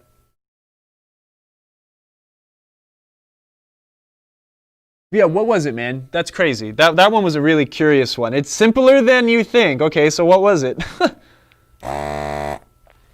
What I like to do with these, I mean, not that I replace these things all the time, but like a component like this, you're going to see my ugly chin. I'm going to heat the thing up, and then I'm just going to yank the resistor out of the hole, right? It's easier this way because you can suck all the solder out you want, but it might, the component might end up sticking to the fillet, and it's still a pain to pull out. So if we heat the whole thing out, get it nice and toasty, lift it, and then suck, we'll generally come with a nice clean hole as a result. The other option is just cut the resistors because they're going straight in the garbage can anyways. One of my new locations is a place that has a lot of really cool art inside, and I promised the people that own the location that I would give them goofy old pinball parts and electronics so they can make some neat stuff. They have a bunch of like robot sculptures on the inside, which are really fun, so these will dress them up nicely. And yes, I am putting some games on location right now. It's a little weird with, you know, COVID and all that. I don't go out. I don't leave the house unless I really have to. Ow! Most of the time. But I do want to do what I can to help these locations stay, you know, popping as much as they can. We're not going to bring... What?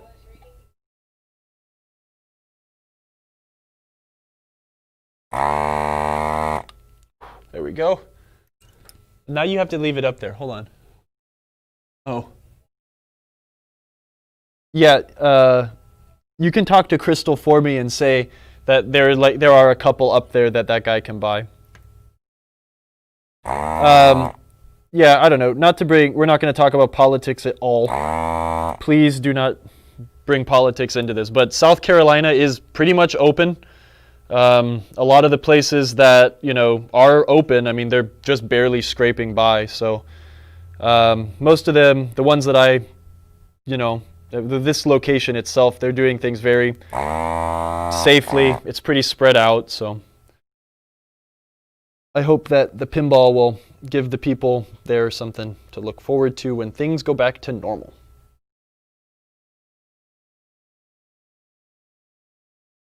That's good. Sorry, I'm talking to Emoto. She's still kind of popping in and out, so my bad. I'm waiting for Roller Pinball. Oh, wait, hold on. There's a big... Emoto, can you click away so I can see the chat? Based on suggestions from chat, I followed the wires to see if there are any shorts or if it was getting too much voltage. The right side has the spinner in a spot. Yep. Yeah, there you go, man.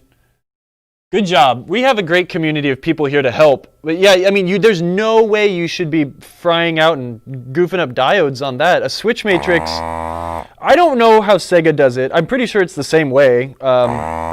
Twister is a White Star game, right? Or maybe it's one of the first Sams. I don't remember.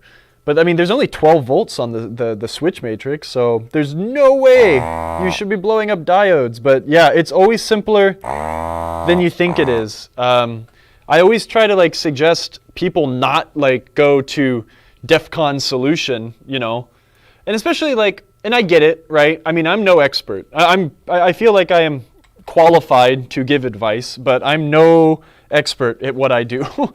And but a lot of people tend to jump to the things that they don't understand, right?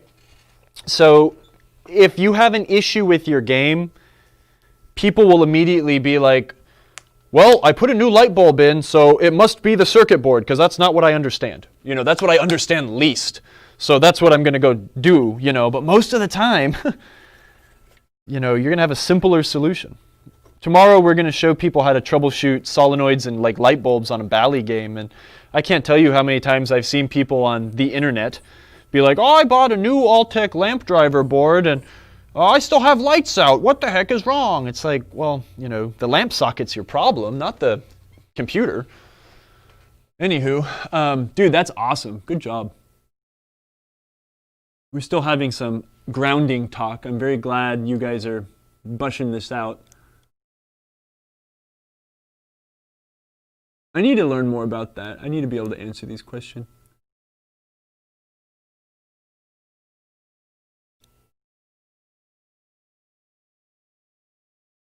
You got some soldering practice. Yay, always look on the bright side. You definitely learned. But here's the thing too, right? You learned something. I like helping people a lot. And I definitely sound like a dad now. I'm not a dad. I'm a cat dad. But you definitely learn more when you have to figure the problem out yourself, right? I feel like a lot of people, pinball is a very DIY thing, and I feel like a lot of that has been lost on some of the newer people into the community, and this is not Kyle being like some jerk gatekeeper or something, but I definitely want, you know, I learned a lot by trying to figure things out myself, and that I personally find that makes the information retain better for me. So I always want to help people as much as I can, but I always suggest, you know, give it like 4 or 5 shots really before you go and ask for help all the time. I don't know. Maybe I just sound like an old man now and I should shut up. I am going to do a trick that I learned somewhere. This will do. I'll use this DigiKey box that has been sitting on the floor annoying the heck out of me for like a week. I'm going to use this guy here if it kind of fits, and this will help me get the space these resistors up off the board. You know, these resistors get toasty. Hey Moto, can you switch back to the cameras on my computer if you're still there? I can't see. There we go. Oh, okay. You guys keep talking about electronics, but someone said, or Zap, you said 2-prong outlets are usually why someone clips ground. Yes. Not everyone is lucky enough to have grounded outlets everywhere. The house I just moved from had a lot of 2-pin outlets in it still, which is awkward. Let me go get my scissors really quick. We're going to use this piece of cardboard here to space.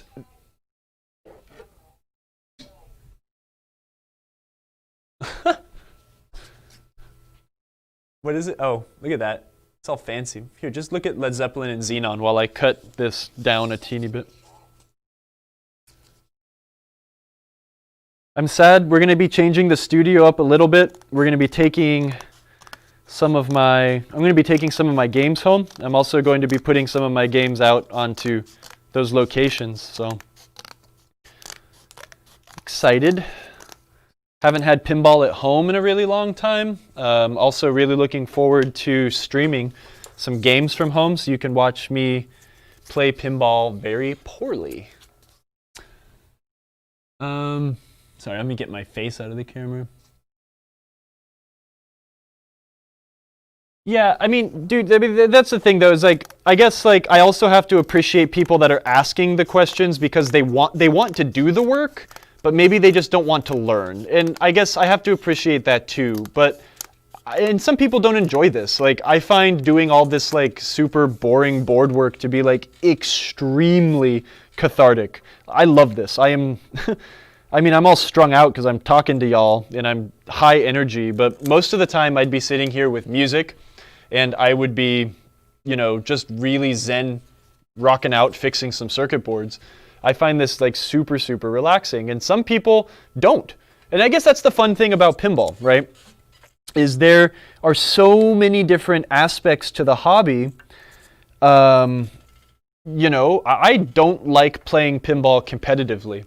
I dislike that almost to like a big extent. It's not enjoyable to me. I want to play the game and have fun.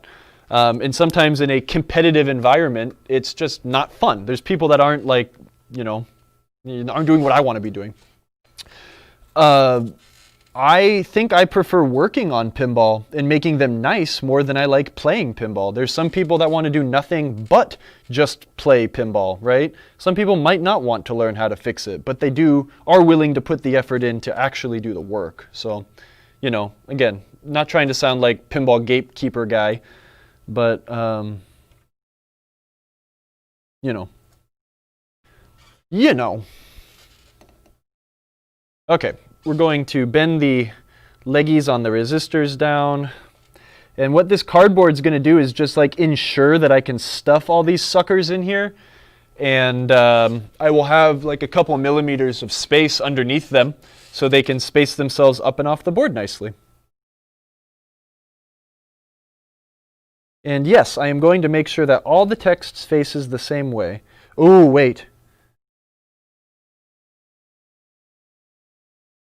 I'm going to install them this way so you can see the value, even though it's upside down. I like that better. Pinball aesthetics. I don't want them to face up because they are weird looking. Oh my gosh, hold on. There's so many people talking to me. I feel bad now. Kyle, where are you from that you had to fries in micro centers? The Bay Area of California. East Bay, Oakland, California. Okay, no, let me take that back. I like playing pinball for dollar games, but I don't like tournament environments, right? Like drinking beers and throwing dollars on the glass, like I love that, but that's my favorite thing about this stream. I've gone from zero knowledge with my roller games when you started over the summer to now having 3 machines and being relatively comfortable poking around. I've learned a ton during the quarantine. Thank you. That makes me really happy. Sometimes I feel like I'm just talking into a void, so you rule. Yay, roller pinball. Yeah, that's the thing, right? Look at a lot of the people are saying like, I like everything equally. That's totally cool, right? Plus I gave Marco a bunch of money.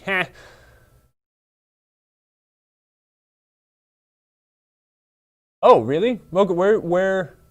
Oh, now in Houston? Oh, okay. Where in the Bay Area were you? I lived in the Bay Area for 30 years. I was born there and grew up on the mean streets. And then the people at Marco were like, hey, y'all want to move to South Carolina? And I was like, uh-huh. That's not what they said, but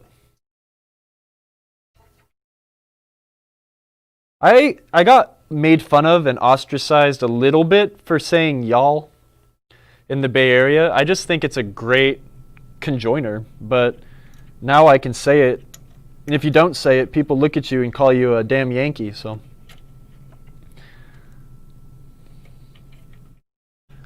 Yeah, this'll work. I don't like these big ceramic resistors. They're weird. Anyways. San Jose, Mountain View. Oh, okay. Oh, very cool.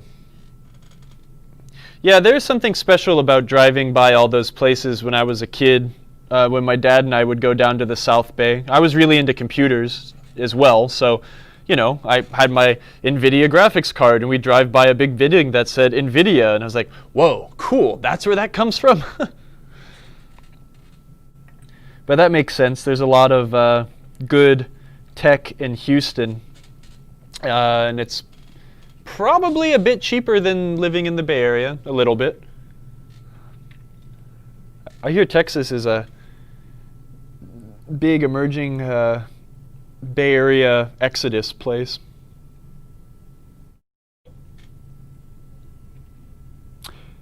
I've only been to Houston once for the Houston Arcade Expo, which is my favoriteest pinball show. I'm gonna say it. It's definitely one of my favorite places. Everyone there is just so dang chill and having such a good time. It's so much fun. All right, now we solder.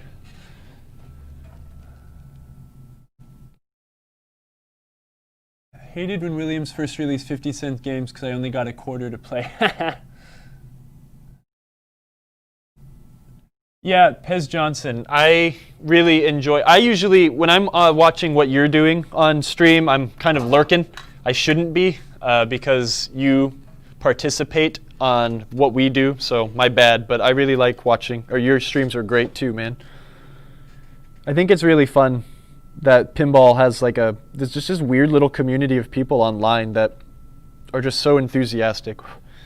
I am not a people person, contrary to like what I do on this stream. Like the last thing I want to do is this, I thought, but I really enjoy teaching. You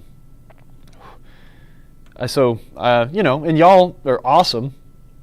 And when I say dumb stuff, y'all don't make fun of me and you just say, oh no, you got to use this, not that. Like, this is base, not alkaline. Oh, shucks, thanks. Or when I say things like, I don't know anything about electrical wiring, so please someone else explain. I don't get my head bitten off.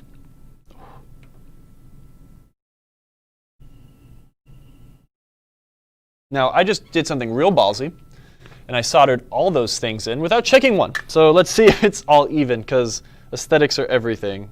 Yeah, that's not bad. Spacer did a good job. The fun thing's going to be getting that dang spacer out, as long as I solder them all in nice enough.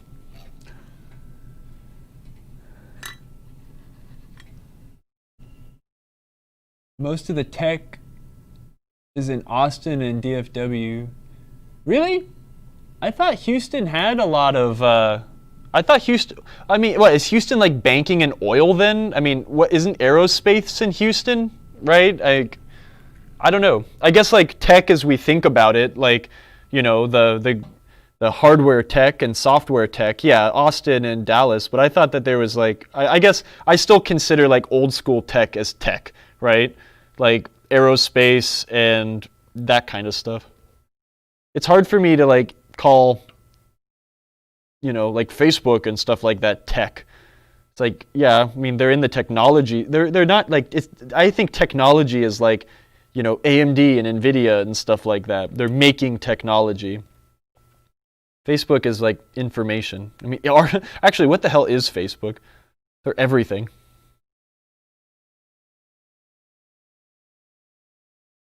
It's funny, like, explaining to people here, like, what parts of the Bay Area are like, and, like, when you cross over the,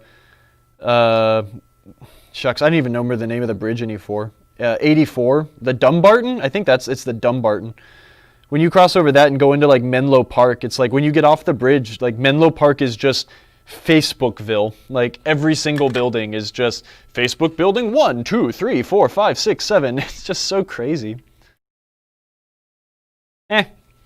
Good enough for government work. Okay, I think that deserves a alcoholic grain beverage while I finish up my last couple things before I decide to wrap it up. Maybe we'll just chit-chat a little bit. I'm adding more heat here to get like a better little solder pool on the top. There isn't any connection on the top. All the connections are on the bottom of the board, but I don't know, it just looks better. And I'm real anal about stuff, so. I know the cameras, I've just given up on the camera now, I'm sorry. I stopped teaching when I started rambling.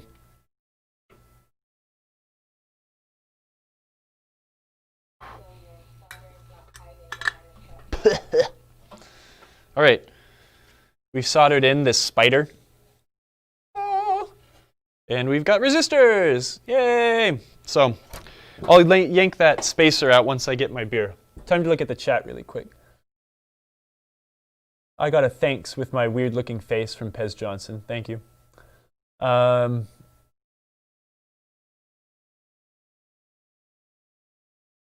So many Google bikes on the streets. Yeah. I had a friend that stole one. It was kind of fun. He worked at Google, but he still stole the bike. I don't know. It doesn't matter. Yeah, the Computer History Museum is amazing. If any of you guys are in the Bay Area, checking that out is really fun for non-pinball related activities. If you are there for pinball, I recommend checking out the Pacific Pinball Museum once they get to reopen. Fridge, beer. Thanks to Dominic, my coworker, I have a Land Shark Lager, island-style lager, from Margaritaville Brewing in St. Louis, Missouri. Cool. A good way to end 8 straight hours of pinball work. You're in Berkeley. Oh, cool, man. That's where I grew up and lived in Castro Valley, Oakland, the East Bay. I just moved from I had a house in Vallejo before we moved to South Carolina.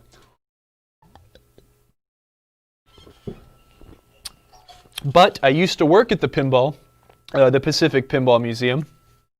I worked there concurrently with my first like real full-time tech job, pinball tech job. But I got to keep all, I think we had about 700 pinball machines on legs for the Shoot the Moon Expo in 2016. And that was insane. Keeping all those things working. Unfortunately, the city of Alameda kind of screwed over the Pinball Museum and would not allow them to have that building open for events after a very unfortunate incident in Oakland where a very unsanctioned event space caught on fire, burnt down, and a lot of people died. I had some friends that died there. It's terrible. But this building was like totally different, right? It was super safe, but it's such a shame that we were not able to have further pinball events there. I mean, again, like 700 plus pinball machines in a gigantic old ex-Navy hangar. It was amazing. In half of those games, more than half of those games were electromechanical, and half of that more than half were wood rails. It's insane.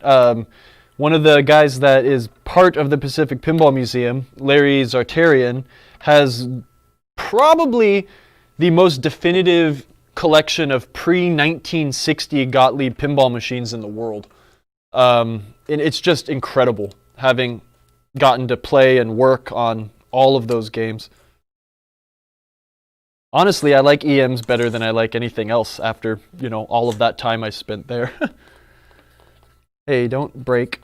Bad resistor. Don't twist. No, you're not supposed to twist. Okay, here, this is what we do. We cut now. Anyways, I haven't been reading the chat now. Much cheaper to live there, I'm sure. I love the Pacific Pinball Museum. I miss the Pacific Pinball Museum more than anything, and yes, it is much cheaper to live here.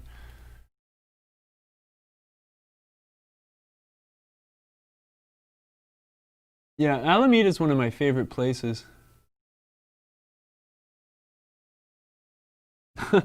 Yeah, not Viejo. Well, it's Vallejo, but it's Vallejo. So right north of Richmond is where we had a house. That place, it was okay. I mean, Vallejo's kind of was notoriously known as a super dangerous old city.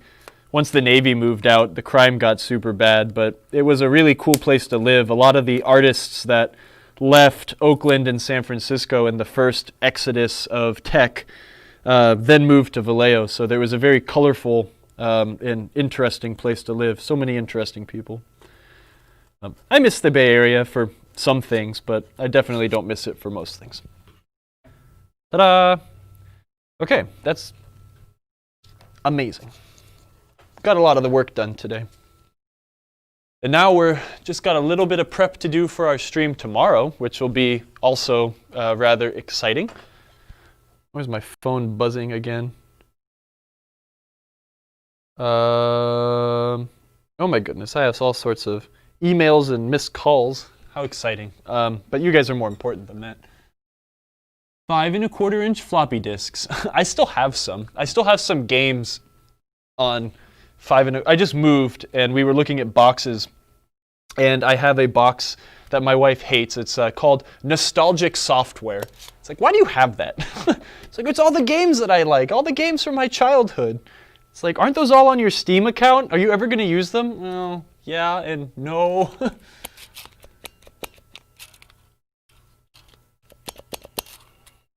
EM Monday. Is there anything I need to address on here? Probably. That's disgusting. I guess there's like something in my brain that's telling me that this board is going to come out of this pinball machine again sooner than later. So it like, I don't really, you know what? I'll be soldering on this dang thing tomorrow. I'm not going to mess with it anymore. Let's look at the flash one. Not as badly burnt. It's a lot cleaner. One fun thing is that I'm mostly, actually I'm very certain that the driver boards are actually interchangeable between all of these systems, I think. Please someone point me out if I'm incorrect. But like you could put this old flash driver board in the Jungle Lord and it would be just fine. Computers, no. Power supplies, no.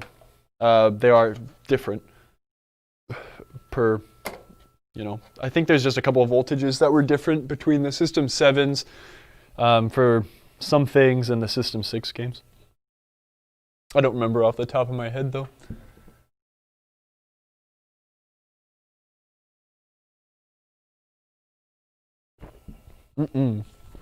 Okay. I hope this works. That Jungle Lord will be really fun. I do like that game. That's a good dollar game. And I do like my dollar games. So let's see. I've had strikes and spares on all day and it hasn't crashed, so big thumbs up. I'm glad for that.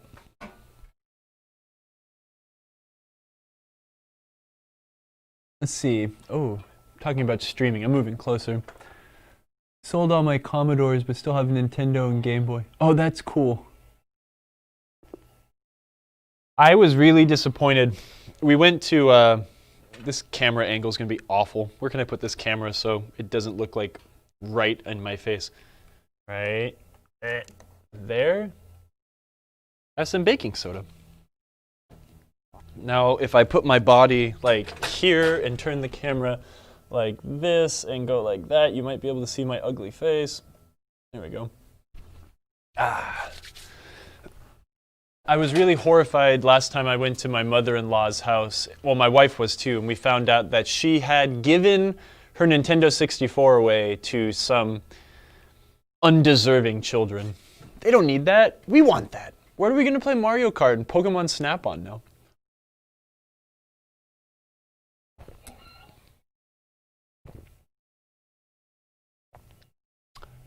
Zero ohm resistors. I did not, and I'm not 100% familiar with that mod. Are you talking about the, hey, cheers, Per. What time is it in Norway? It's late. Go to bed. The zero ohm resistor mod, I mean, that's when you change out the tip 42s for MOSFETs, right? Or is it where you do the Darlingtons? I don't know. I was explaining that I'd like to try that mod. I've never actually done it because I've never actually owned a System 3, 4, 6 game for long enough to actually care enough to do it, you know? But I do like Jungle Lord. It's cat themed. I love cats, so we're gonna keep this one, but I don't know. We'll see. Again, I'm not trying to put a ton of work into this board either, Ed, because I have no idea if they're gonna work. And with these System 7 boards, I give them like 1-2 chances before it is more worth my time to go throw in a more modern board. I don't like replacing things, but again, I also don't want to be wasting my time on this when there's so many other things I could be working on. That's a mentality I get from, you know, charging people, my customers, for my time. But at the same time, this is a curiosity, and I would really like to have more opportunities to fix these older boards. My old boss, I mean, we would very rarely fix these things unless we got the game in a condition where it was working to begin with, you know. Notes for the switch input lines. Replace 8 or 16 resistors with 0 ohms. System 7 has 0, 6 has 8, 0 values. Oh, huh. Is that, interesting. Jungle Lord and Black Knight. Okay, I'm going to look that one up. Is that a mod that's on PinWiki? If not, email it to me. I'd like to learn about that, and maybe that's something we could do on the show. I like to try to understand modifications when I'm doing them. Yeah, no, I mean, these things are burnt to hell.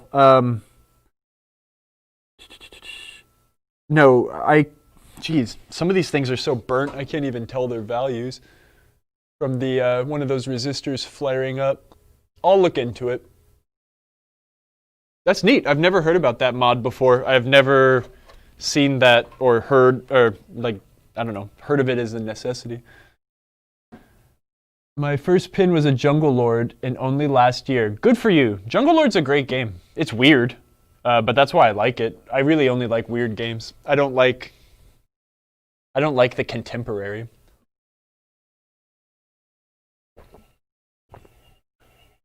More mods, please. Hey man, we did do some mods on the, we did do like a quick, easy mod on Strikes and Spares. There's that one orange wire that comes off of the rectifier board, which in that game is attached, well, it only applies to that game, off the rectifier board that carries the 12 volts. 12 volts unregulated, the 12 volts regulated from the transformer board up to the solenoid driver board, and they very commonly burn, halfway in conjunction with the fact that the GI lines also burn. So one thing I like to do on those games is create a 12 volt and ground disconnect mod. Here, let's just open it up, it's right here. We did an episode on it. It's one thing I like to do when I'm really like future-proofing these things. I don't like calling it bulletproofing because pinball breaks. But here's a quick and easy mod. I know I did one too where we installed inline fuses for the incoming AC voltage on the System 11 games, right? But I installed a patch. So one of these orange wires, I think it's this guy, right? This is a GI wire. This big fat orange, this teeny orange wire, which is usually burnt up, but this one isn't.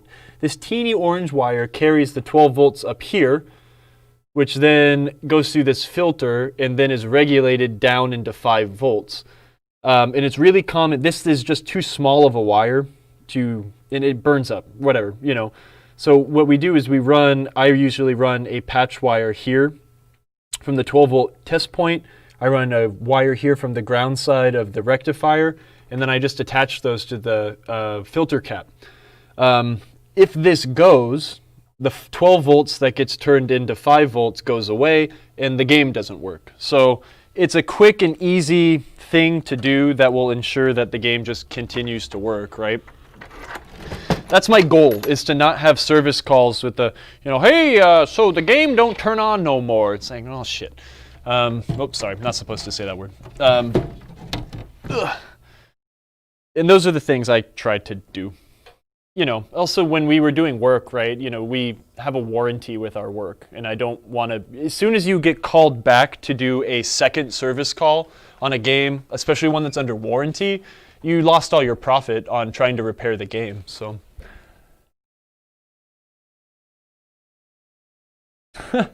R-rated, I know. I try to use radio words on this show until we go on the weekends, and then we only broadcast to Twitch, and then I get to use some spicy language, especially when we're playing pinball. So, well, that was pretty good. So yeah, we do. I try to do some mods, but mostly I try to do repair, right? Because modifications are really cool. and there's a lot of modifications you can do to your pinball games to make them work better, but I don't know all of them. I'm not an expert. I know how to do some things, right? And those are the ones I want to show off. So like what you were saying, Ed, if that turns out to be something, I mean, I want to read up on that, but that would be a really fun thing to do on the show. A good, useful mod. Jalapeno. Yeah, man. I'm using that spicy language. Ooh, I want something spicy for dinner. Maybe I should go get some curry. Gotta remember, here's a really good write-up on making the driver board work for all. Okay, cool. I'm gonna open that up. I don't go on Pinside ever, so I feel like I miss out on a lot of this stuff. So thank you for linking that to me.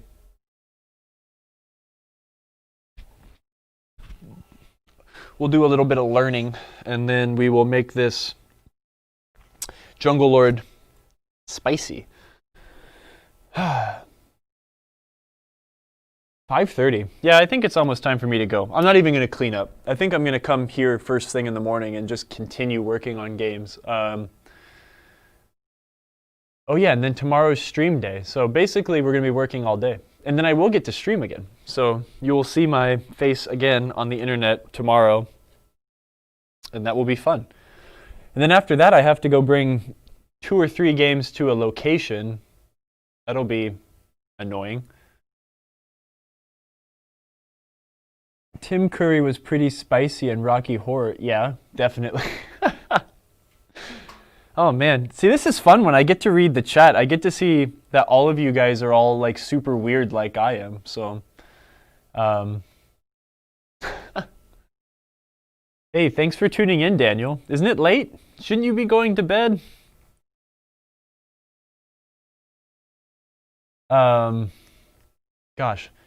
Yeah, I'm not sure. I guess tomorrow's be an easy day on strikes and spares. That'll be fun.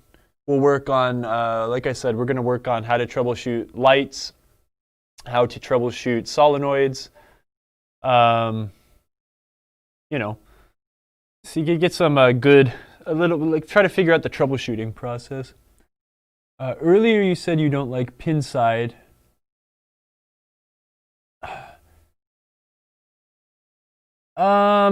Without trying to be too controversial, I'll just say that there's just too much fighting and too much negativity on Pinside, and I don't want my hobby to be focused around a bunch of people fighting about the hobby that I enjoy so much. It is the epicenter. There are a lot of people that use Pinside because maybe they don't have a local community of people to hang out with, and I don't blame you too. I mean, you said you're a noob, right? Maybe there's not anyone you can actually hang out with right now because we're in a pandemic. But yeah, Pinside can it's kind of an old boys club, and there's a lot of just drama. So I like to stick away from Pinside, but that's the problem, is there is a lot of really good resources on Pinside, like what Ed was showing. There are some people that put a lot of effort into trying to teach, but I feel like it's just, I don't know, it's not for me. There's some good stuff on Facebook. Some of the Facebook groups are pretty useful too. The Pinball Enthusiast group is kind of like Pinside Lite. So, take that with a grain of salt, but there are some really good pinball repair groups. You do have to be careful who you take your advice from. Again, not saying I'm like some not like a super expert on everything, but you can get some good information there, and you'll learn who to rely on the advice from. But the Pinball Repair Help group is pretty cool. There's a great EM group with a lot of people that are very passionate about electromechanical pinball games and how to fix them. Yeah, it's tough. I mean, the thing I'd recommend is just go to an arcade and try to ask, like, whose games are these and who fixes them? And those people will be your new best friends, and you'll have a new friends group. Hey, man, no problem. I'm glad that you come here to help or to learn, right? If I can teach you something. Hey, no problem. And yeah, this is kind of a disorganized stream. Again, thank you for the link and thanks for that recommendation on the mod. But our stream on Thursdays at 3 Eastern time is usually a bit more organized. But it's kind of fun to do these low-key ones too. So thanks for joining, man. And with that, I think I will start to go. I can sit here and talk to you guys all day, but I do need to do things. I have to go help a friend. We are doing a good pinball trade coming up soon. He is trading his Shadow. He's trading his Shadow for an F14 that is working and in pretty okay shape. A Tempest, which has a rebuilt monitor and serviced boards, and also for a Dig Dug. So I have to go take one more look-see at the Shadow to make sure that thing's ready to go get traded off this weekend. Before his restaurant gets too busy. I think I'll be able to sneak in right before people show up. So anyways, yeah, thanks for joining all, and thanks for Emoto, who is sitting in the shadows right now, for saying, hey, you should stream. So yeah, tune in tomorrow, 3 p.m. Eastern. We'll fix some more strikes and spares. And now I'm going to hit the button. Actually, wait, no, we're not, because we're going to raid somebody. There's enough people in here. Okay, hold on. If anyone has any raid suggestions, tell me now. If not, I'm going to choose. We're not going to raid Robaz. As much as I like Swedish, funny YouTube streamers. How do you use Twitch? Pinball. Oh, absolutely. Yeah, we're going to go raid them because Magic is a really, really cool game. And let's see if you guys have fun watching. So, same bat time, same bat channel. /raid, right? Oh, you're doing it. No, I want to do it. /raid, right? And then do I hit enter or do I... What the flip? Enter. And at the top, it'll say when you're ready to raid. All right. Thanks, y'all. Hopefully you learned something. I'm going to play Led Zeppelin before I go, but you guys can't see. Raid now.